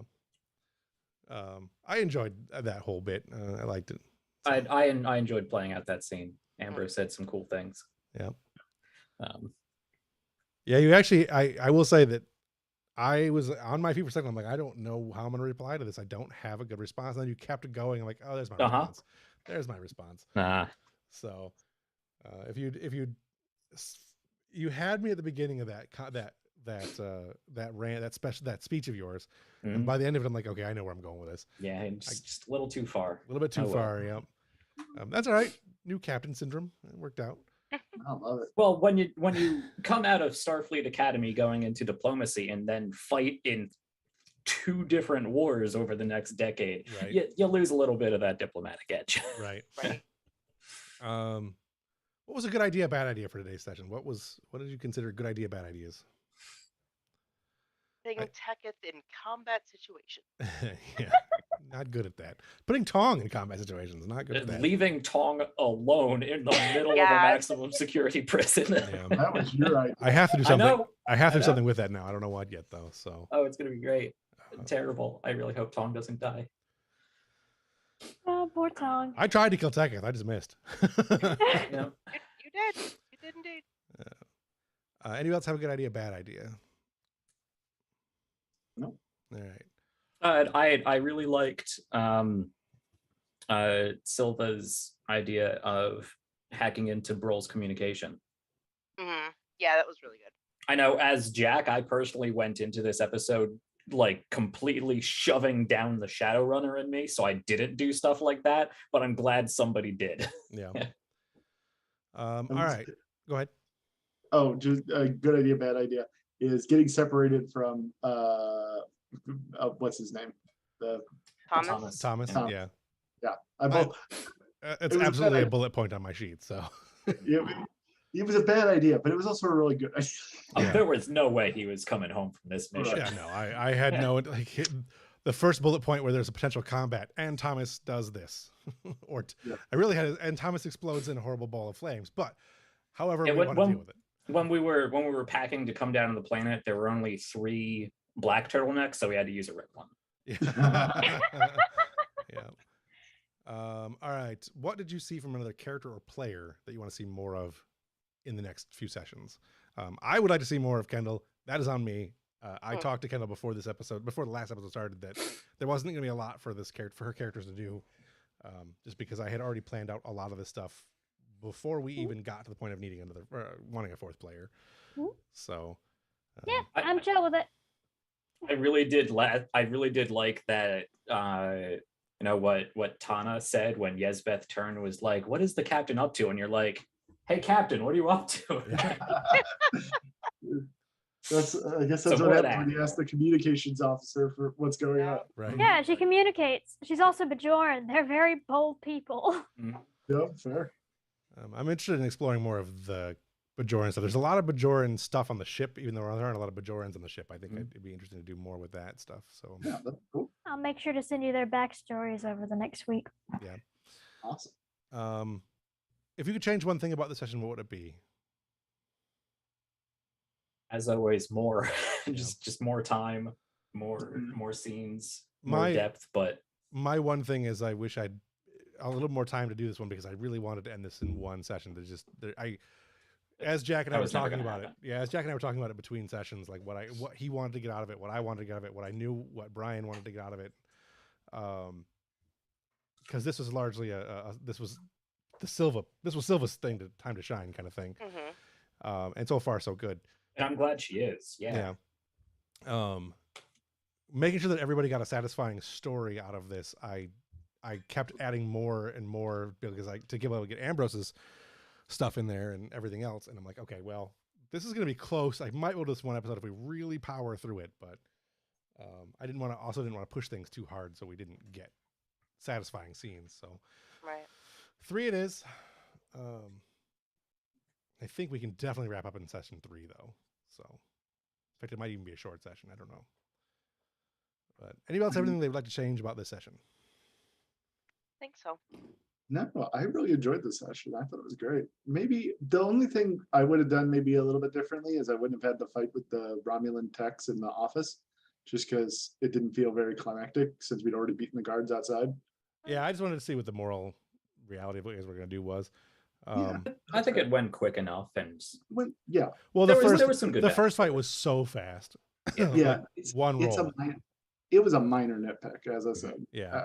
I that's me stretching. I enjoyed the session greatly. So I think if I would change anything, it would be a little bit more like having an actual briefing scene with Thomas, and maybe doing a little bit of prep and planning. Again, that's the Shadowrunner screaming in my head. Right. But we can't, because we beamed down into a situation that was completely different from what Jack was anticipating. Right. Right. Yeah, that's a fair assessment. But I know when you have all of these things you want to get through, it's easy to skip something. Yeah. And the briefing thing, I don't like doing mission briefings. Partially because they become exposition, which is fine, but you can also give away way too much in that exposition. Like where do you limit what we're actually going to do? Like, how do you keep the suspense of what the scene is going to be? And in TV, I think totally could be done. I just didn't write how to do it. But in TV, that would have been an off-camera situation. That would totally been off camera. So that's kind of where I was at with it. Was it was off camera? I would have been fine with it being off camera, but I would have liked to just know what our objective was when we started.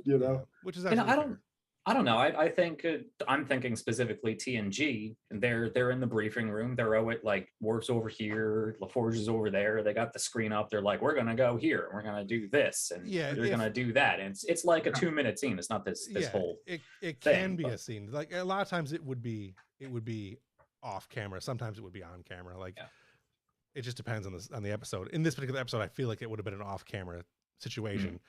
But we absolutely should have done something on camera or in the Discord chat at the very least. So yeah, that's a fair assessment. I don't have. That's fine. Else. Goodness. Tong has to think on his feet. Right. I will say I like that the Romulan guards weren't like super soldier guards. No, it would have taken forever for us to beat. It was nice. It was nice being able to kick some butt. It also shows one of the problems I think the system has, which is combat is really, really fast. Which is good. Or the other, because I don't see that as a problem. I like fast combat. Combat doesn't pose a real threat in this game because players almost always go first, and you can end most combats with the area effect ability. You really can. I'll agree with you. It's an easy game, but I'm fine with that. It's Star Trek, And that's exactly it. It is a Star Trek game. It matches the show. It's not combats don't take long, and Starfleet almost always wins. So, but we were talking about stakes. It does pull the stakes out of the game in a lot of cases. I'll tell you, if you want to make things harder, the way you do that is you spend threat, give them extra die to roll. That or give them weapons that are on kill, and there's your stakes right there, and armor, and Yeah. But I mean, cover is a big help too. Like you can use cover to really not slow things down, but to pace things out a little differently. And right, but even just spending threat makes them more dangerous by a wide margin. Yeah, So if you do find yourself wanting to make combat a little more high stakes, that's the way to do it. Yeah. I mean, even if you're not talking mechanically, anytime you say I'm going to use threat to do this, I'm like, okay, oh boy, this is gonna be bad. Right. I like the threat mechanic. I use it a lot. It's a good mechanic. I think you're not wrong that as in raising the combat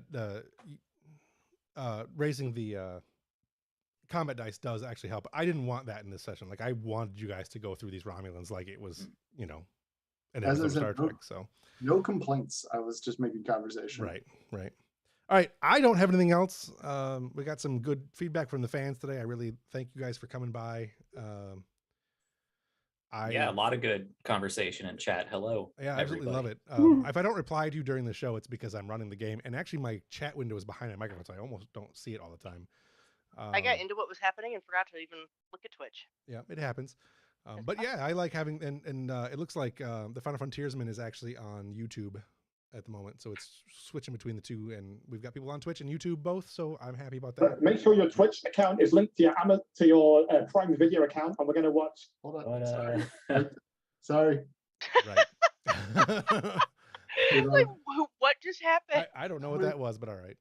I Ryan went to did a thing. Twitch. I went to Twitch to see the comments, and it auto started. Oh, I got you. But mysterious British voice from the void, that is correct. You can use your Amazon Prime membership to Yeah. freely subscribe to a channel, and I recommend this one here, Studio Tembo. I do not disagree with that at all. Please subscribe, share this show with anybody that you think might enjoy it. There are episodes coming out in the audio format shortly. I have been just too busy to get them edited. So right now, the only way to catch the backlog of episodes is on Twitch and YouTube. I'm going to try to change that before I leave on Thursday morning when I leave. So hopefully tomorrow I will have time to finish them, getting them edited and up. I don't have anything else. Please, if you like the show, also we're on Patreon. You can find all the links to all the things in the link at the top of the chat. It is linktree/Studio Tembo. Also, please feel free to check out all of our favored channels on YouTube, of which one is Jack. So check out People's Ascension and his show. When you got a show coming out soon, Jack? Or are you still on temporary hiatus? I don't have anything on my channel just yet. I am working to set up something for season 4 of RPGs Uncovered, but I might be getting back into just doing some hangout streams, playing some games, talking about TTRPG. So come hang out. Follow me on Twitter at PPLS Ascension, and yeah, click on links below. Absolutely. Also, his link is in the chat up towards the top too. My wife really wants to start streaming a game together, the two of us. So we might be doing a stream night coming up pretty soon here on Twitch. So I don't know. We're still trying to figure out how to do it and what game we want to play. So it could be fun though. I don't have anything else. Again, I've said that 3 times now. So this time it's personal. This time I mean it. So long, and thanks for all the fish. Bye.